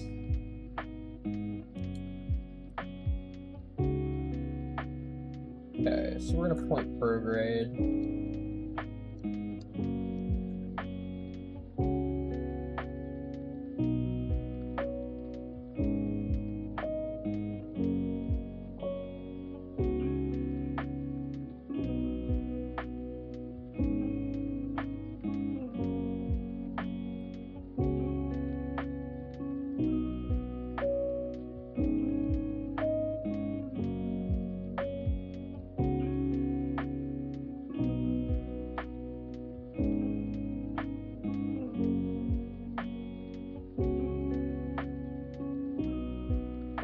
Rotate the other way around.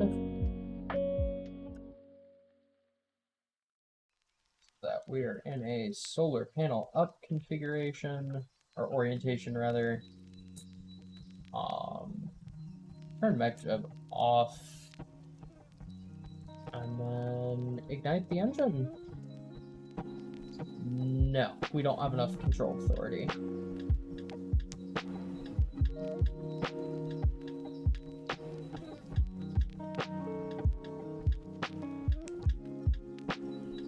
Alright.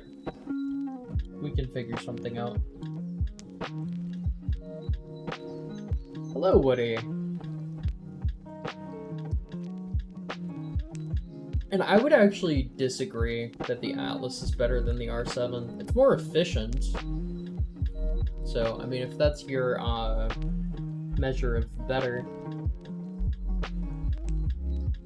But I mean, the R7 is still flying, and the Atlas hasn't been for decades, so, you know. All depends on your definition, I suppose. Okay, so...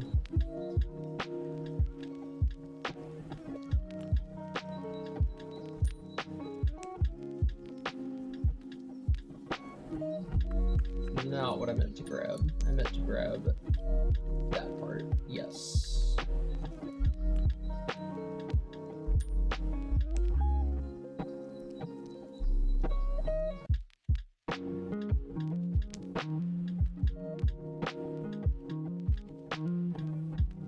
Okay.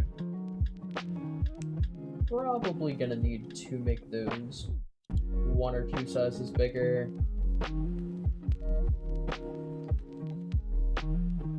Let's try maybe this one? Config it for hydrazine, monocrop, the whole 9 yards. What's the goal of today's stream? Mostly just like get me playing RP-1 again. With the goal of trying to set up everything so that we have science and money in the near future. So today we have worked on the lunar orbiter. We have worked on this Mariner probe. And then I think we did one other thing, but I can't remember what it was. And then we're probably gonna have a Gemini launch before the stream is out. Okay, so... configure experiments, right? So like...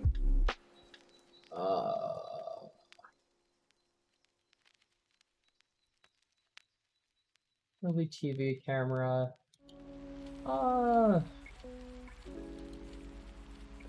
yeah, we're gonna have an early TV camera on it. We'll actually put it, like a physical camera on it though.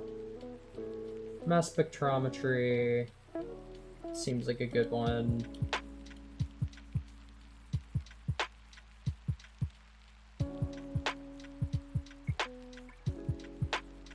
We'll just put the basic stuff on here, really. Radiation detector, barometer, thermometer. I want to see if we can get it so that... yeah, we can actually. So that the dry center of mass is slightly closer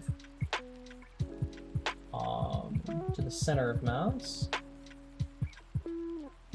Let's see.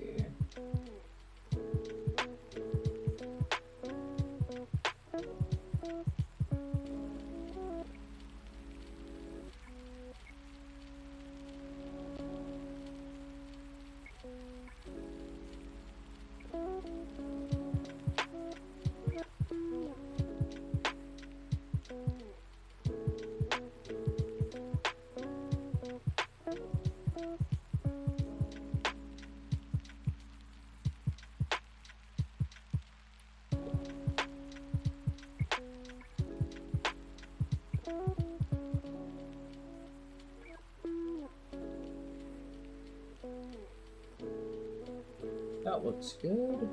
Atlas 5 is more related to the R7 than the Atlas. Yeah? And the Atlas 5 is flying. Point proven. There's a reason that they abandoned the Atlas design, and it's that it was kind of janky. It was kind of not the best.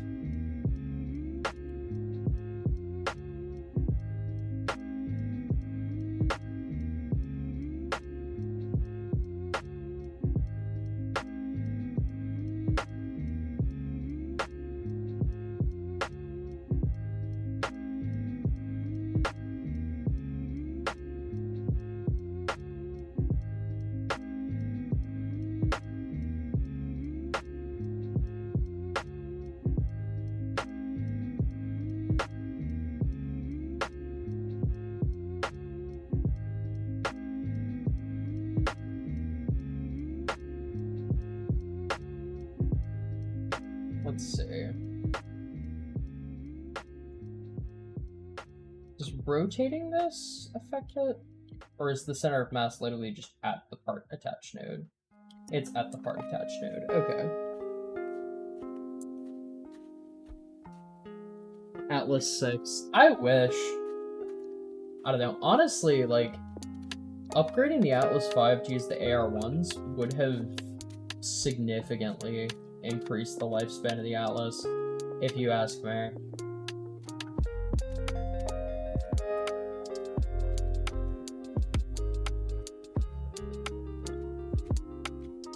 Where can we place this that will make you happy?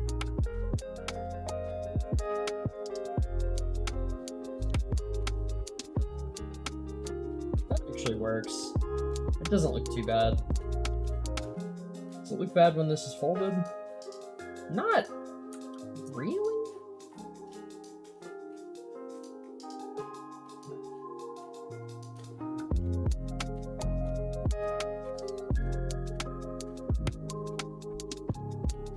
Let's see. Maybe moving that there.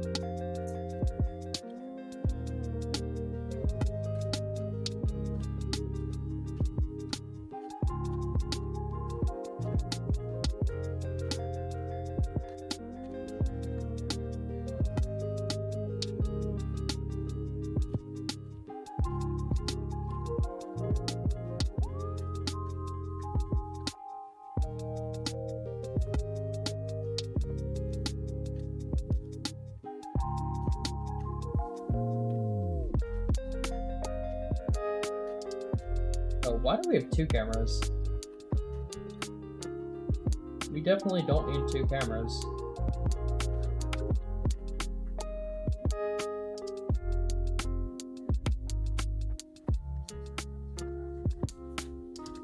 Okay.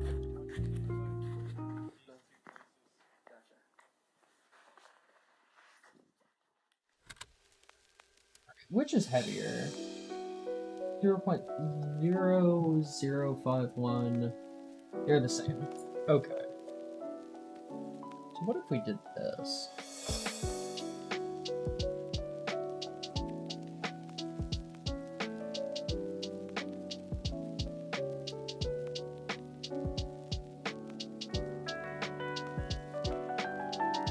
So I almost think that that's kind of the way to go, right? Splits everything that way, and then you have pretty decent stability. So yeah, let's save that. Move these up a bit.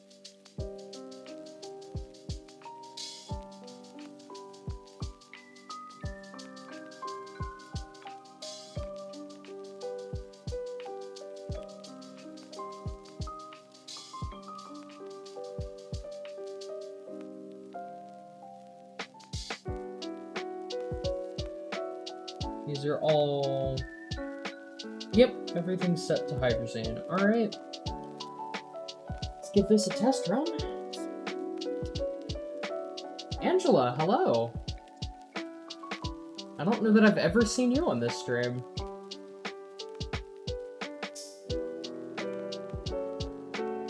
But yeah, thank you. Thank you for the follow. I don't know why I didn't get a notification for the follow. For some reason, my alert box does not seem to be working. Yes, this is Angela. She's a friend of mine from high school.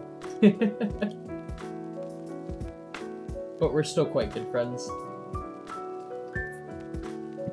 I have designed the most cursed early game rocket, the Thor R7 Able, a Thor Able with an RD-01 or RD-108 first stage. Oh, goodness. Ugh. I mean, post pictures, I do want to see it, but like that sounds horrendous. God, Angela, I'm so sore. My body hurts. I lifted too many boxes. Alright. Position yourself through her grade, please.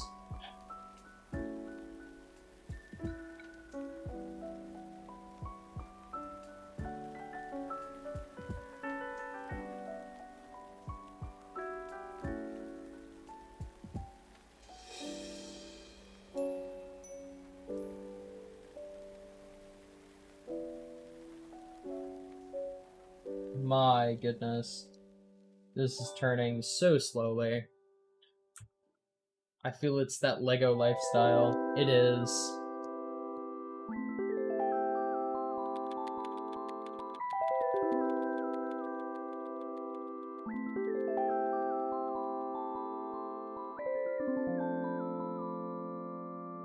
Okay, that's actually stable. Wow, okay. This is jank as shit, but the engine firing sideways, it does actually work. It's the first probe of this type that I've designed.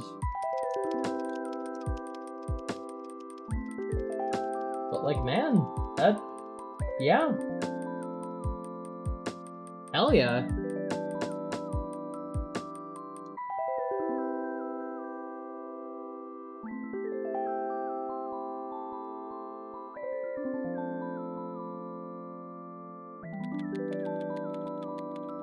It's a bit wiggly, but yeah, it appears to be working. I'm gonna mess around with adjusting the hydrazine and see if that causes it to actually lose stability. No. It appears capable of holding everything. Sweet, let's go.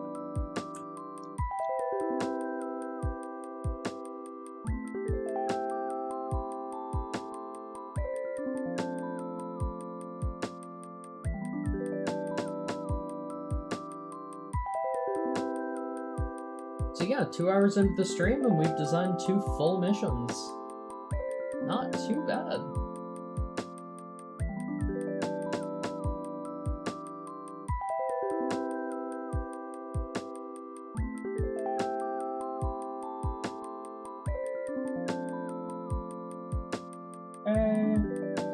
Save.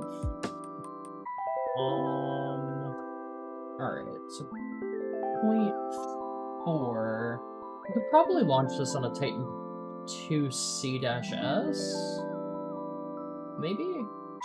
Let's see. I don't know that I've ever actually flown the 2CS, but it's gonna be flying shortly for XNet, so might as well fly it.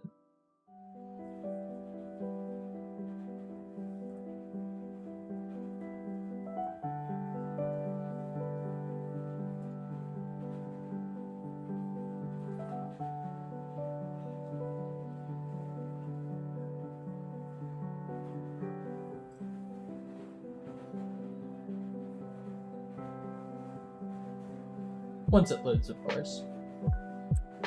There we go.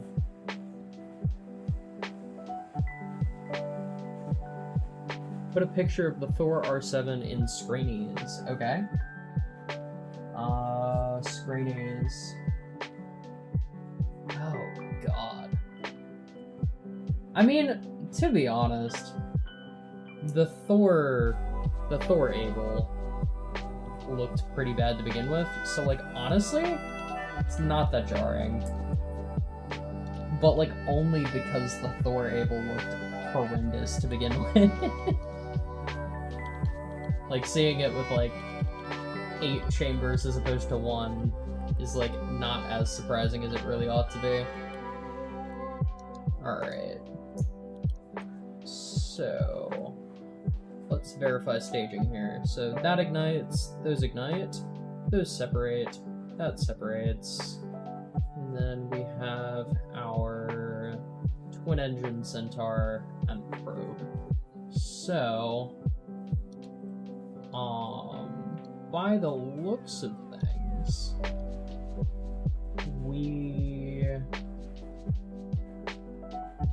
let's see. Let me just lock the hydrazine in here just to make the numbers a little bit cleaner. Yeah. Okay. 15.8. That should be enough. right?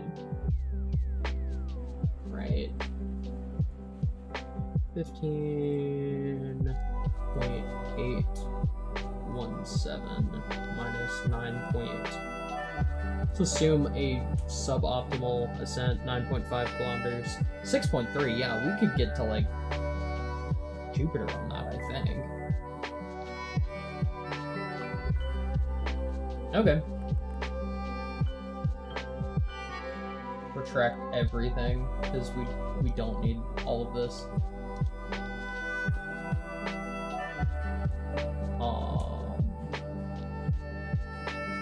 We are gonna need a bigger variant, though. Okay.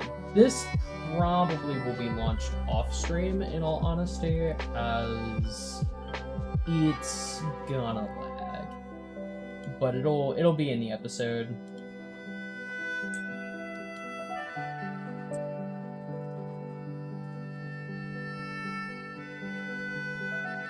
Okay.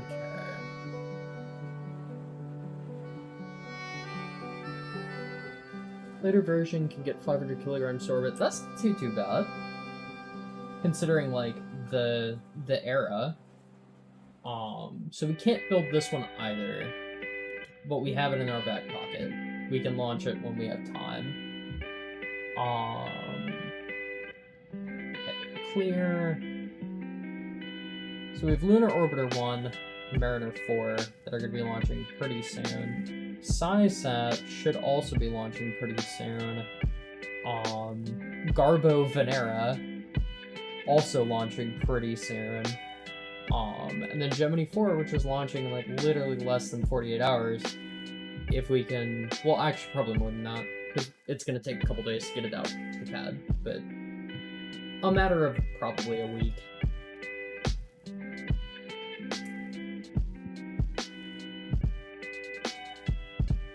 Which is not too shabby, if I do say so myself. Spy or Sci? Science.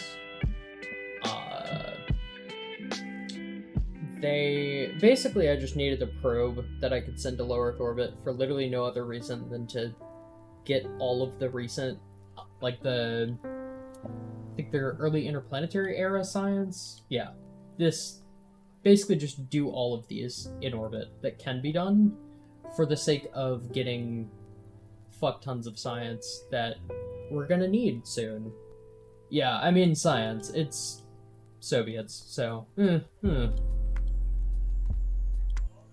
it's science, but at gunpoint.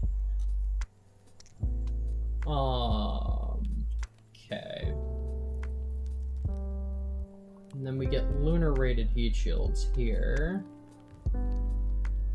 which means we can start considering a couple of different mission types. I.e. potentially actual, like, Venera type missions.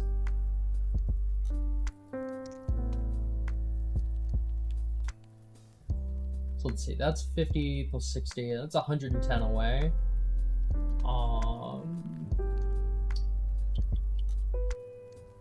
We're actually behind slightly in terms of engine tech, but we're gonna get a lot of science in the upcoming months, so we should be okay.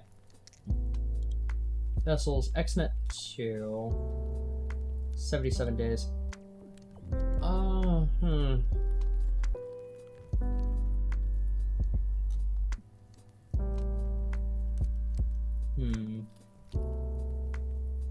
Kind of wondering if there's a way to get that faster.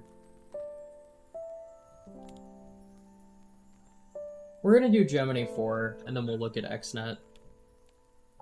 We might be able to launch it on a Saturn 1B, but like, it's probably gonna be slower, in all honesty.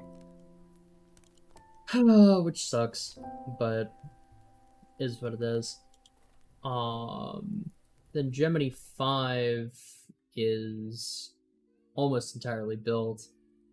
So yeah, let's just do Gemini 4, drop a quick save, and do what we can.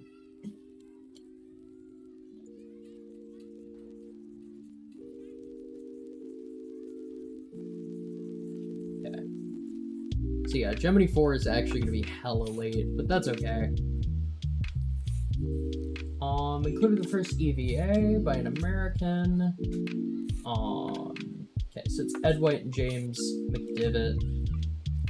Okay, cool.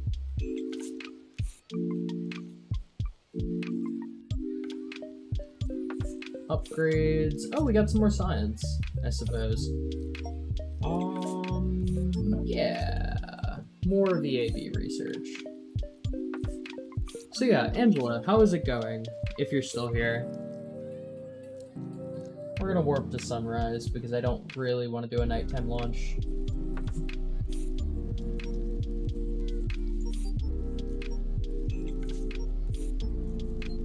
The B in Saturn 1B stands for best. I mean, it's definitely better than the Saturn 1, but that's not saying much. I also don't think we even have J2s yet. Yeah, we don't. And we're not going to for a little bit.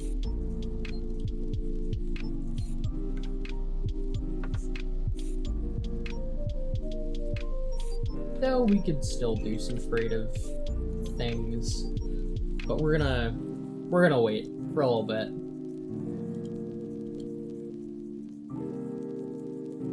Okay. Gemini 4. Better late than never. James McDivitt and Ed White? Yup. Alright. Off we go.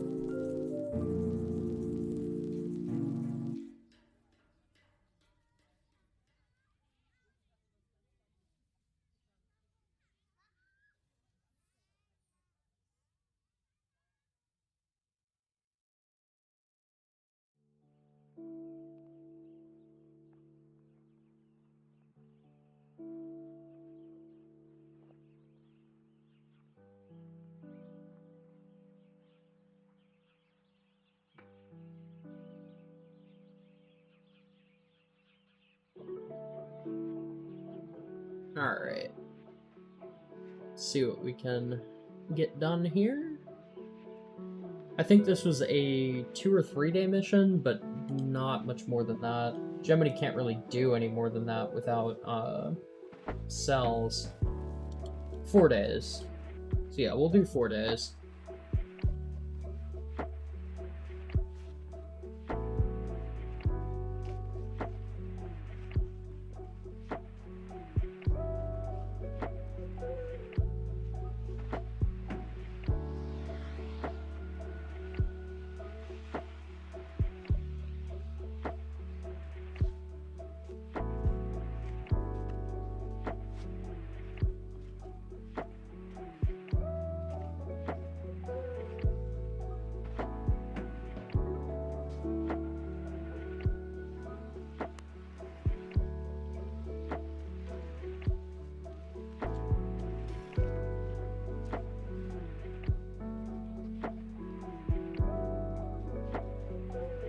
Alright.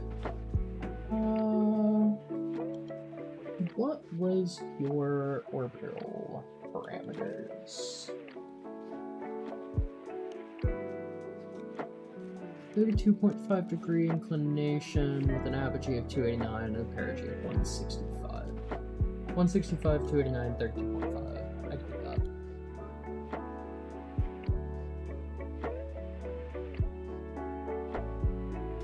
$39, 32 and a half. Alright. Cool. Check staging, engine ignition. That should be there. And then second stage ignition. And then we need to really make sure that our staging is correct so that we don't, you know, accidentally lose half of the Gemini spacecraft, as has happened many times. So that's that decoupler. That's the nose cone, which honestly we can inject when we light the second stage. Okay. And then from there, we'll just do everything manually. So that should not be a problem. Stop at stage 7.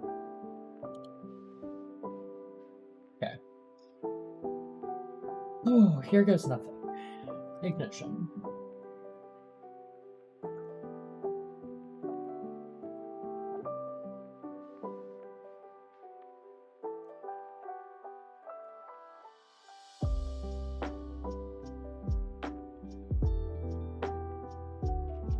We're not actually gonna get footage of this one,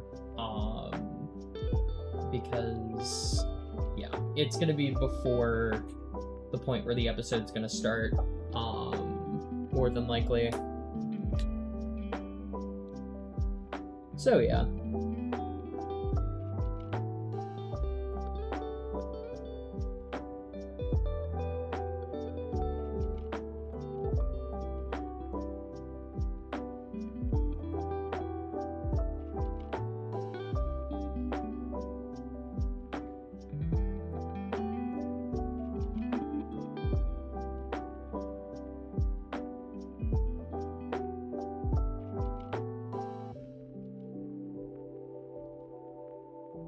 Though I am going to get pretty camera angles because pretty camera angles are pretty. And that's a parallax thing, by the way. That little circle, it is the shadow range for terrain. Parallax makes it a little jank, but it's not really Parallax's fault, it's a Unity problem.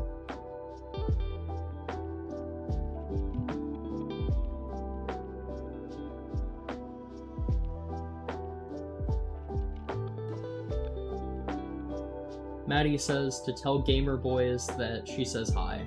So, hello from Maddie.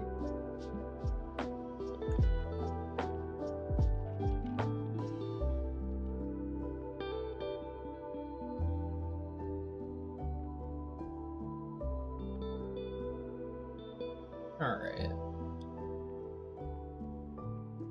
Gemini always looks like a sad animal. Doesn't it? I'm glad that it's not just me.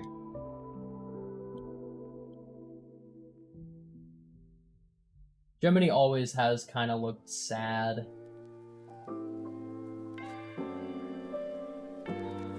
God bless, that is a beautiful shot.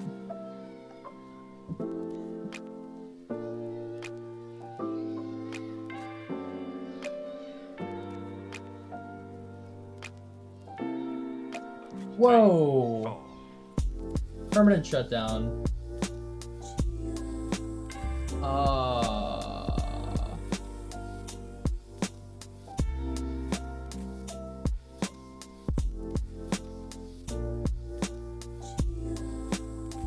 We're not gonna have the Delta V to get there.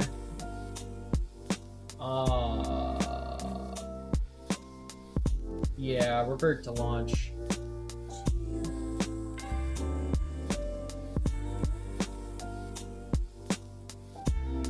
Gotta love test flight.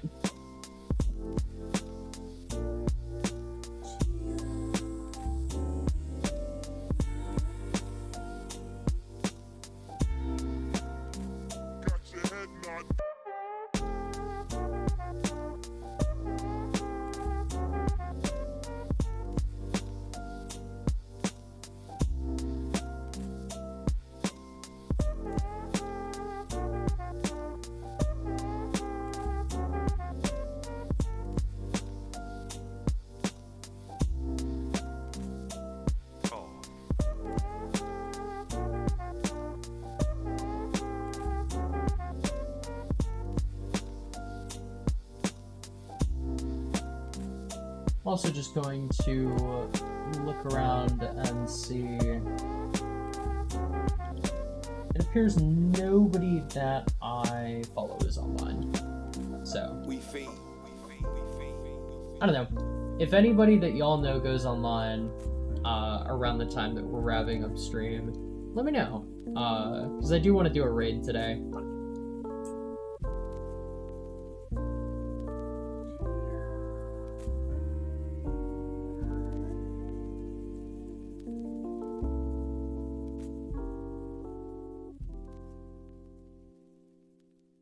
That's a beautiful shot, blows up engine. Yeah, pretty much. We're gonna time warp a bit.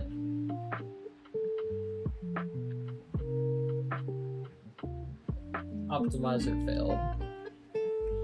Fun fact, no. Stop.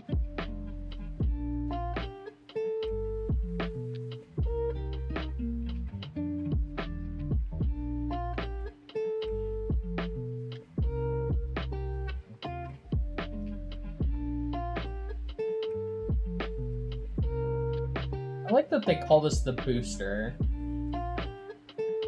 because that kind of has the implication that it's not just one engine, which it's not.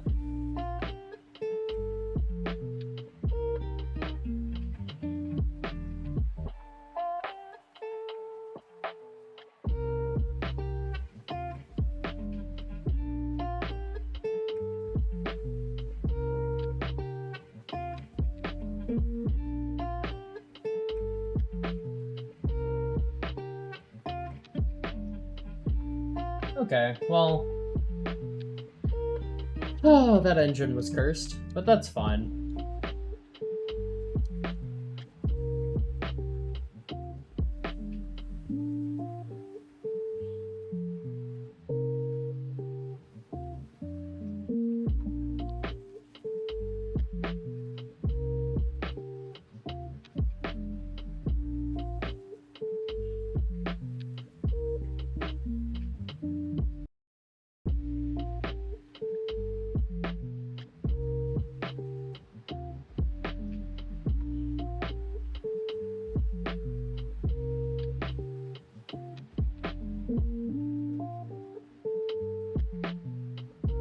We may still have the Delta V to make it, but I'm not 100% sure.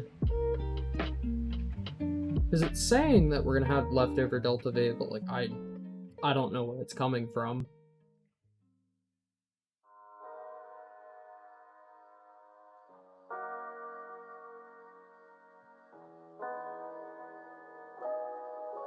I don't know. Honestly.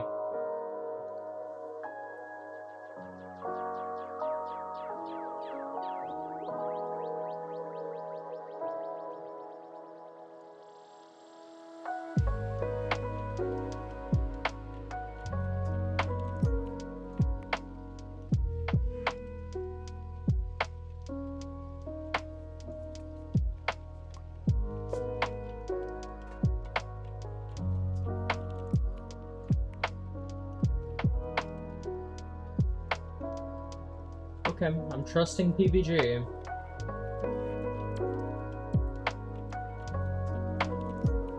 Yeah, we're not gonna have enough fuel. So we're going to just go ahead and do that.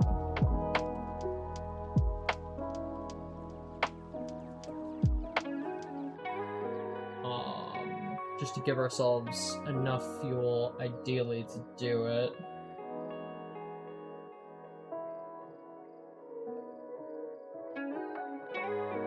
And we'll just turn on infinite propellant, actually. So we're overburning the hell out of this engine, but... you know, it works.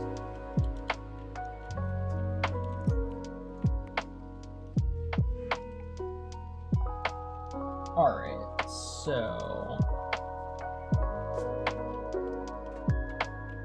quick saving, because I'm always terrified to decouple this, because sometimes it has a habit of doing that for no reason.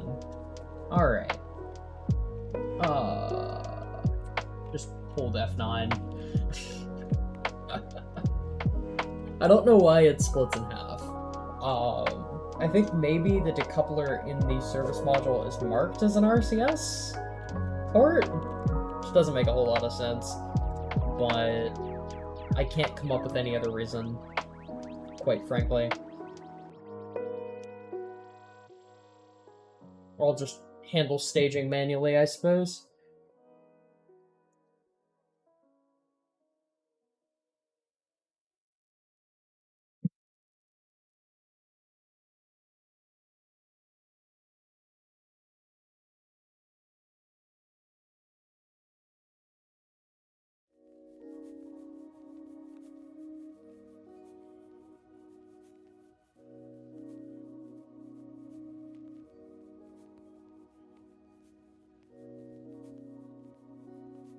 Alright. Decouple that.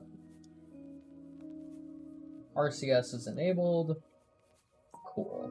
Point prograde.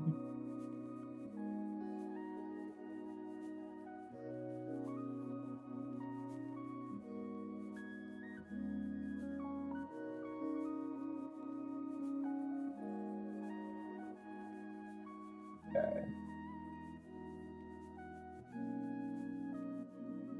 Decouple the aerodynamic nose cap. And I suppose stage in this RCS. Are those working? Are those not working?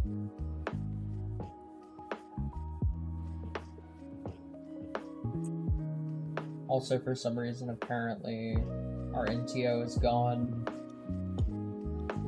So, why are you not working? Disable crossfeed, enable crossfeed. No idea. We don't have forward translation, but that's fine.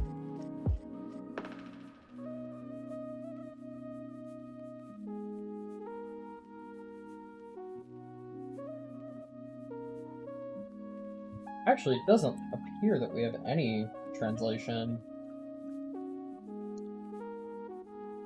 despite this being enabled.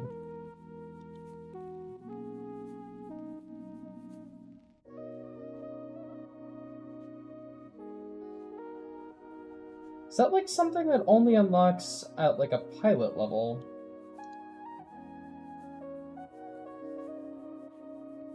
Perhaps. I don't know the answer. Does anybody in chat know?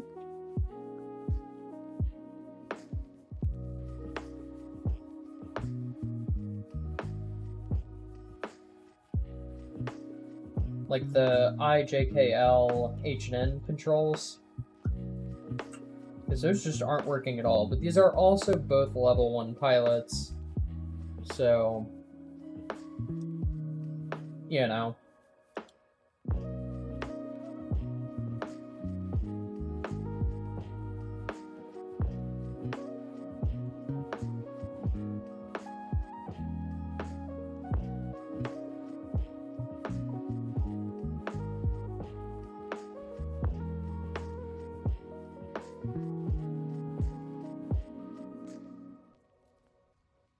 That okay. I don't know why I put the decoupler in there, because there's apparently a detachable thing here, but I don't fucking know. Either way, let's do a spacewalk.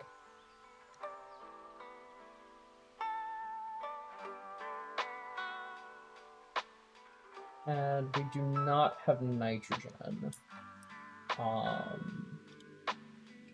I'm gonna give myself nitrogen because he got a little bit of ways from the vehicle, if I'm not mistaken.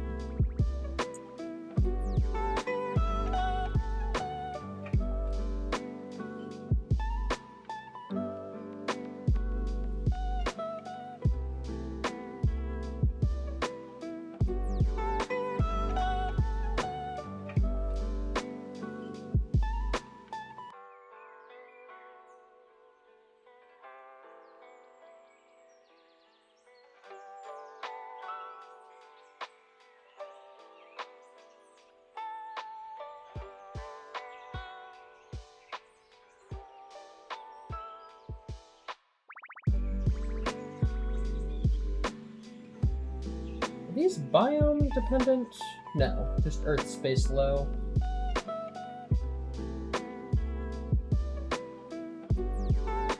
So yeah, I don't know why the spacecraft doesn't have translation controls, but it sure doesn't.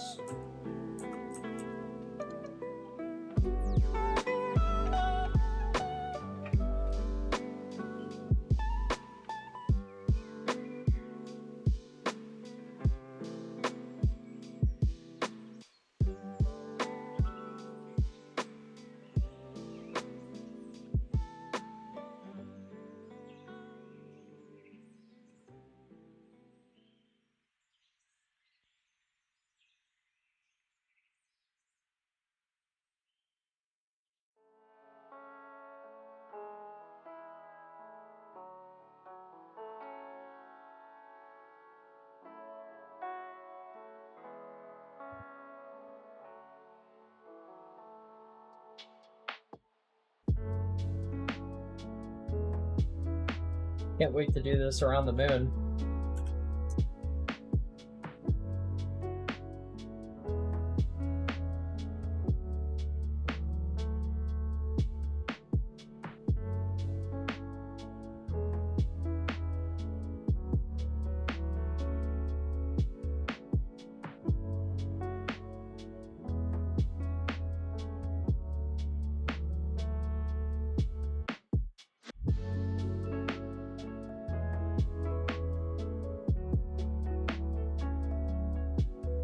I'm gonna record a couple clips of this actually.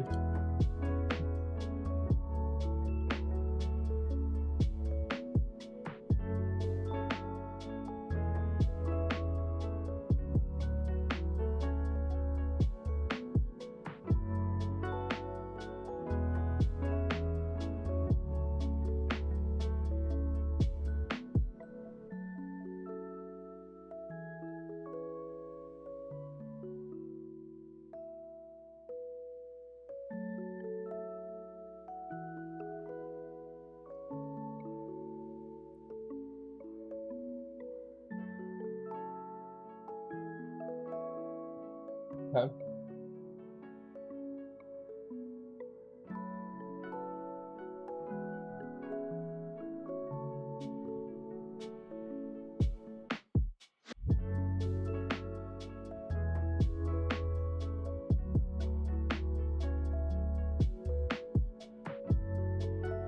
The West African coast, and then... Are we overland? Yeah, we're overland. There goes East Africa.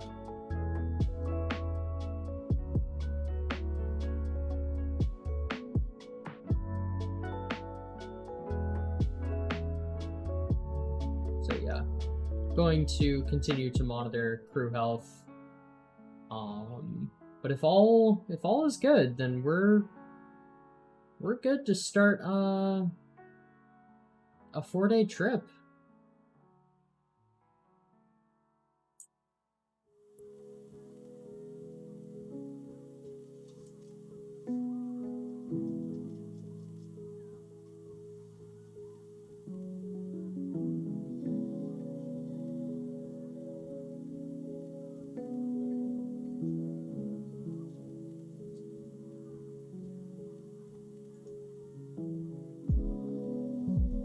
Let's see. I know, we're using a lot of electricity actually. More than I think we should be using. So we might have to come home after only a couple days. Possibly even only a day.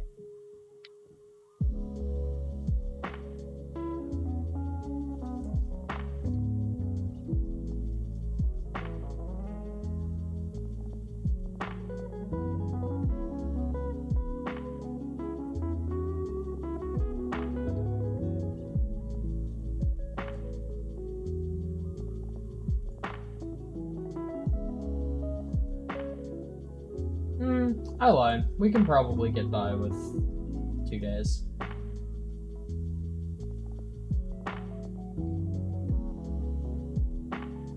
But we are going to go ahead and lock the electricity in the command module because, well, yeah.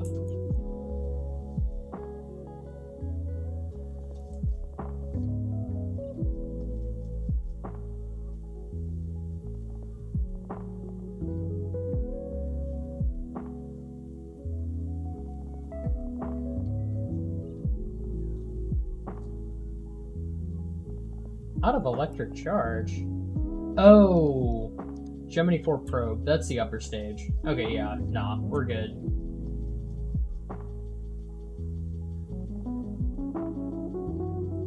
Oxygen reserves are dangerously low.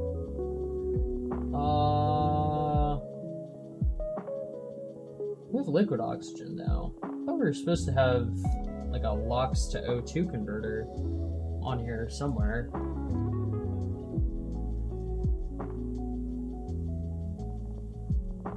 Why is that not working?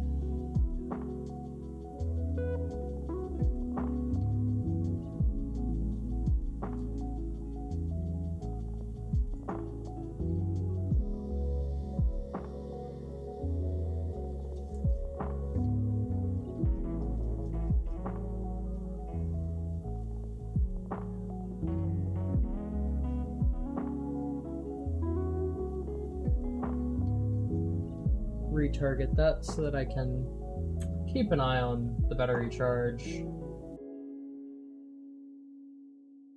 I'm gonna try and go for 3 days, but I think we'll only just make 3.5 or 2.5.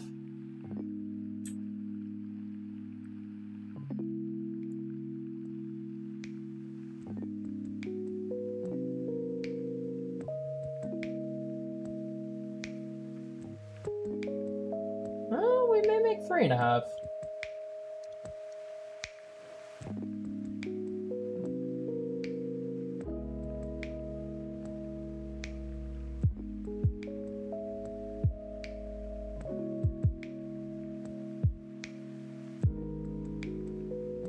Okay. We're just gonna go ahead and go here. Jettison. RCS enabled here.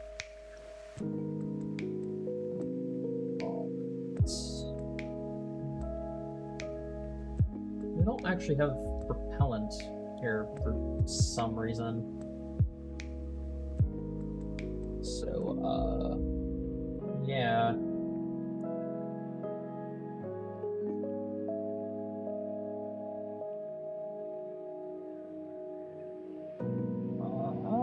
Ring decoupler, RCS, and okay.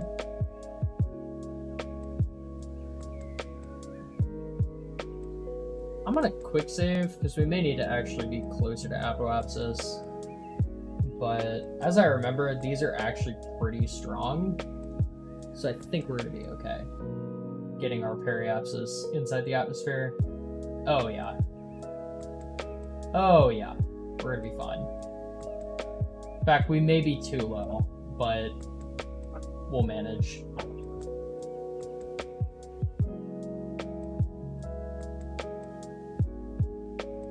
Okay, so yeah, decouple, and then time warp because no. Okay, electric charge is good. Fuel appears to be good. Turn the lights on. Get ourselves rolled correctly. And yeah. Everything's looking pretty good. Go ahead and begin terminal descent.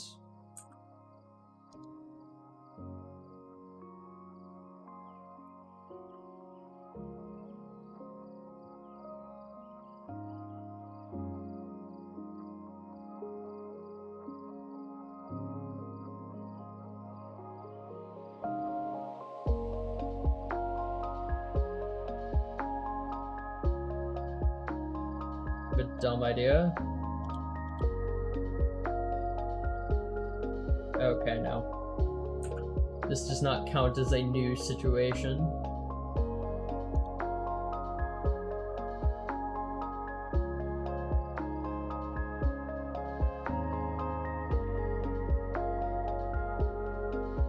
Can't do an EVA from like 100 kilometers up or something like that.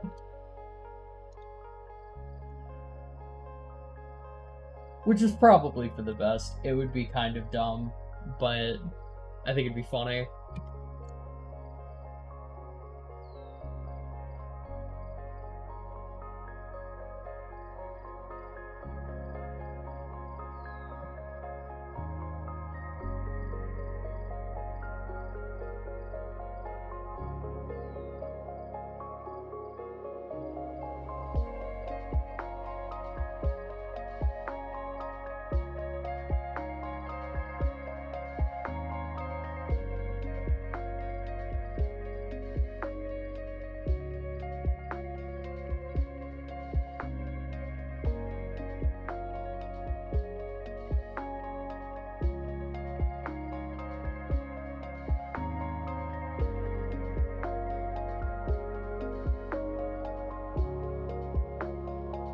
I think we should be okay for RCS, but it's looking like it might be a little close.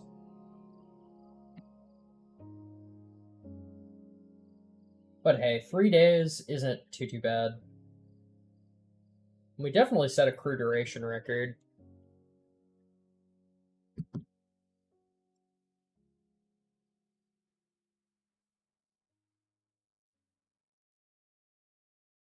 We should have broken that one as well. So I'm gonna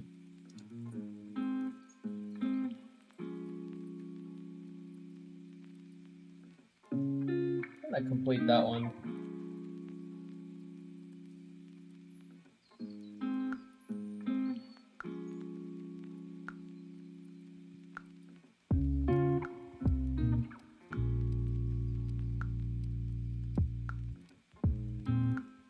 Gemini 4 making it home safe.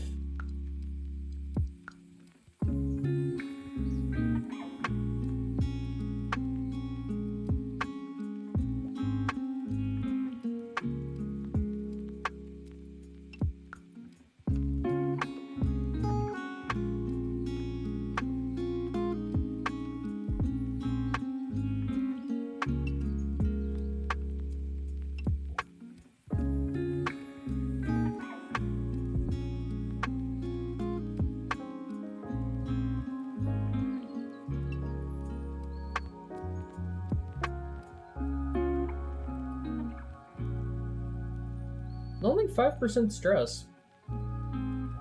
Not too bad either.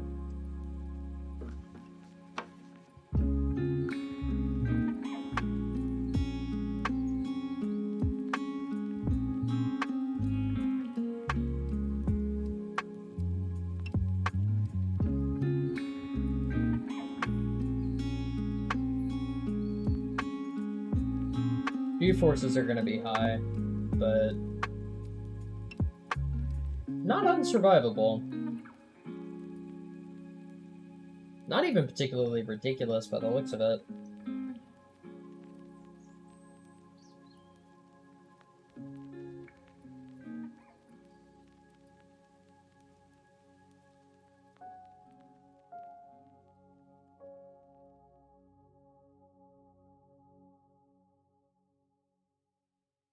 Yeah, 7. Not bad. Okay, go ahead and arm that.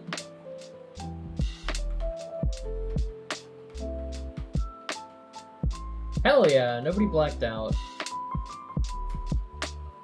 That's real good news.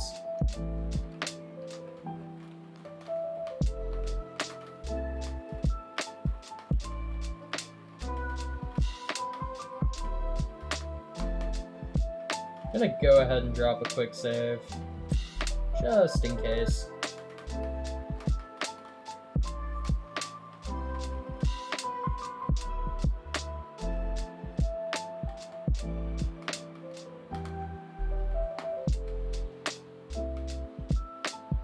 Yeah, pretty much. Like, they're definitely survivable levels. They may not be super comfy. They're survivable.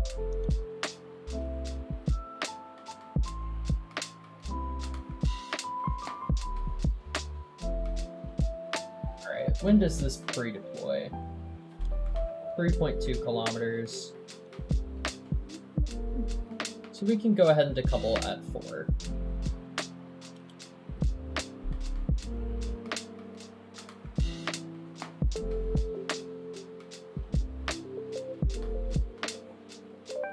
Oh yeah, would you look at that? Parallax appears to be working. Ooh, that stutter. And that is why it is not being pushed into the main release yet, because it is still a little bit laggy. Not even laggy, just stuttery.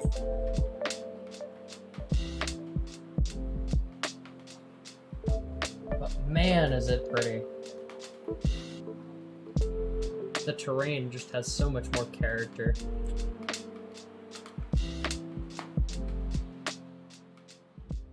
What country are we in? Oh wow, we actually landed like right next to the US. Not bad. Near the Mexico border.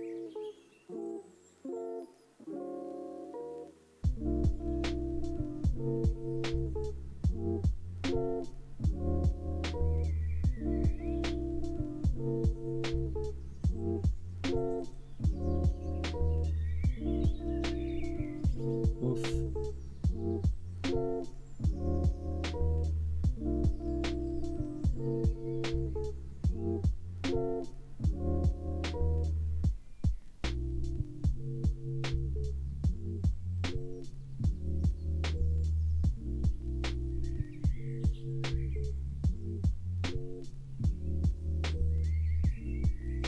So yeah, parallax is working. This is the other issue. There's some slight clipping. I don't know what that's about.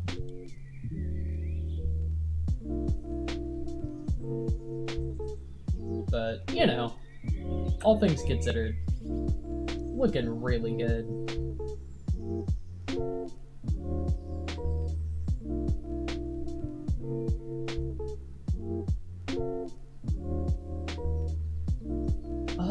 Normal recovery, yeah.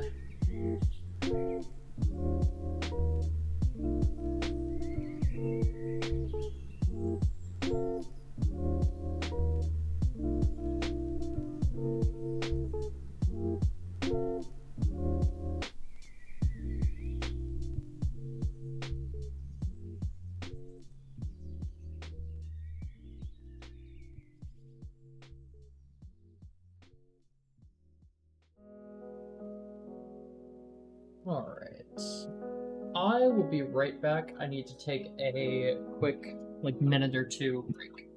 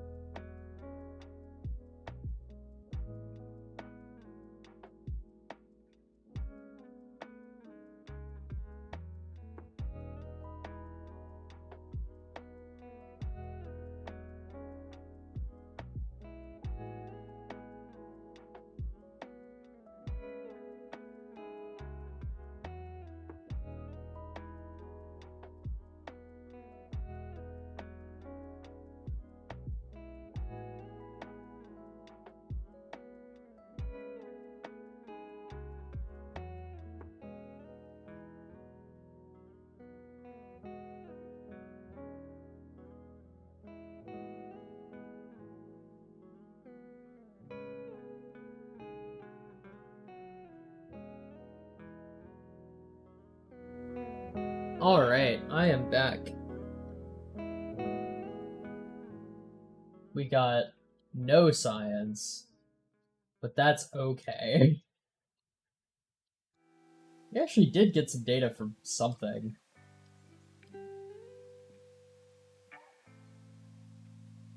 I don't know where, though. Alright. So, Gemini 5 is in 60 days. XNet 2 will be ready for the boosters to be added in about 60.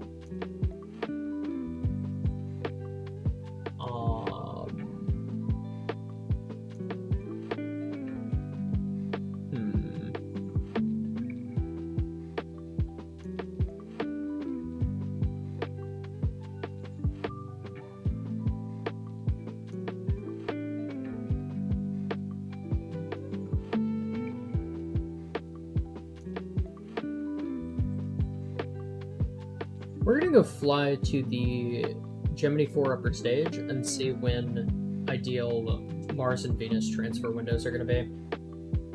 So that'll help us kind of schedule everything else.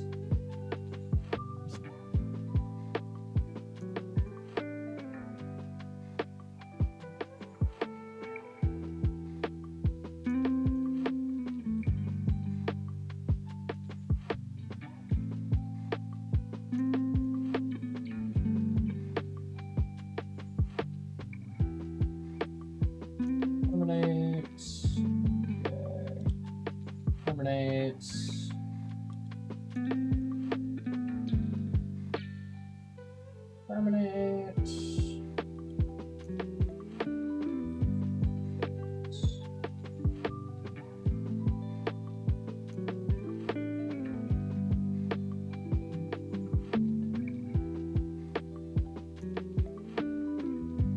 And yeah.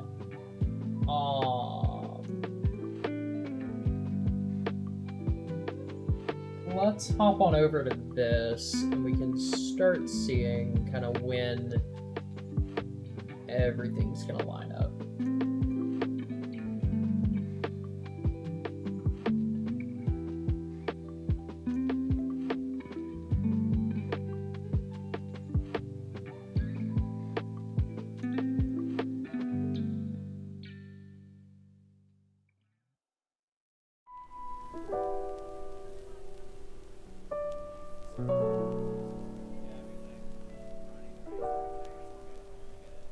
Let me get a post-it note, just so that once I have actual dates, I can write them down.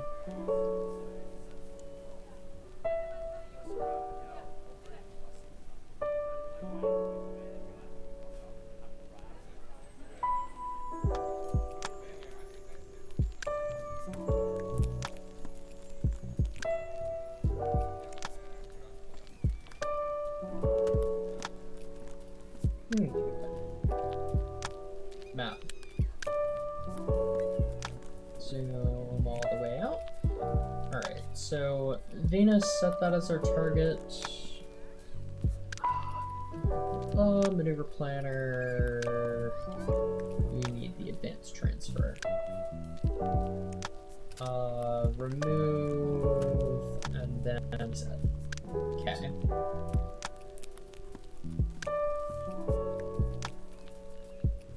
So we're talking like a matter of weeks for like the super ideal transfer.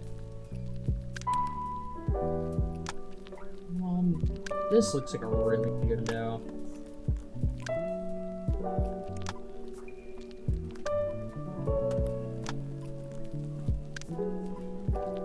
It's about 158 days.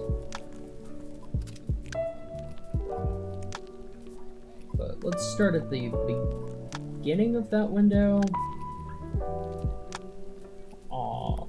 So T minus 150 days. There's a 1 week Venus window. Alright. Not too shabby. And then for Mars,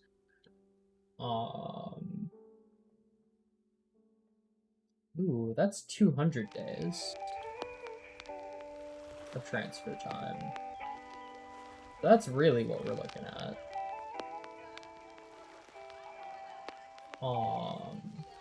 And then T minus 195 days.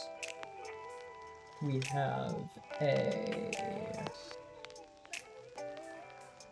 roughly starting at T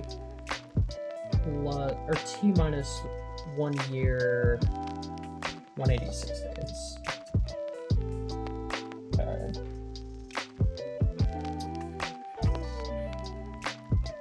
And then that window goes until right around 202 days.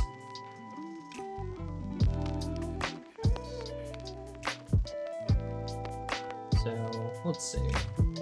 We'll say 188 days, and then that's the actual like super efficient window.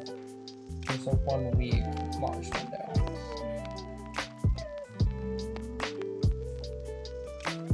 Okay. Just out of curiosity though, how much would it be?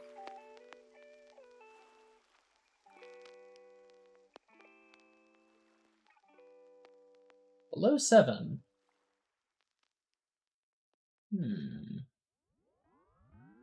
Intriguing. We may actually be able to get to Jupiter with like just standard rockets we have right now. I don't know, though. I'm hesitant to say that. But it might be possible. But yeah, Venera is definitely possible. Mariner's definitely possible. I need to do a ton of organizational stuff, and I think I'm gonna end today's stream now and get on that stuff later today. I'm really tired, I'm really sore, so I'm sorry for kind of ending the stream a little bit early. But I hope y'all will forgive me. But I gotta go lay down. But yeah, I'll be back streaming definitely next Saturday. Possibly not next Saturday, but probably next Saturday. And I'd really like to try and stream this Wednesday, but don't keep your, don't hold your breath. But yeah, I'm gonna blow up this stage, and then we're gonna go raid somebody.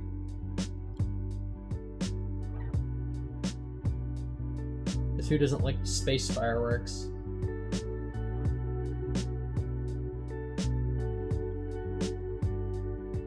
Alright. Let's find somebody who's playing Kerbal Space Program.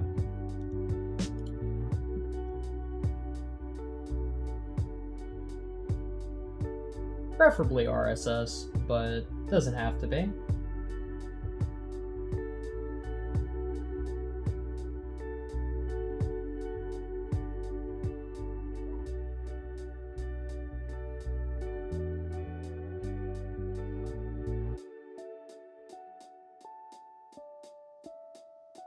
Nobody that's speaking English is streaming RSS.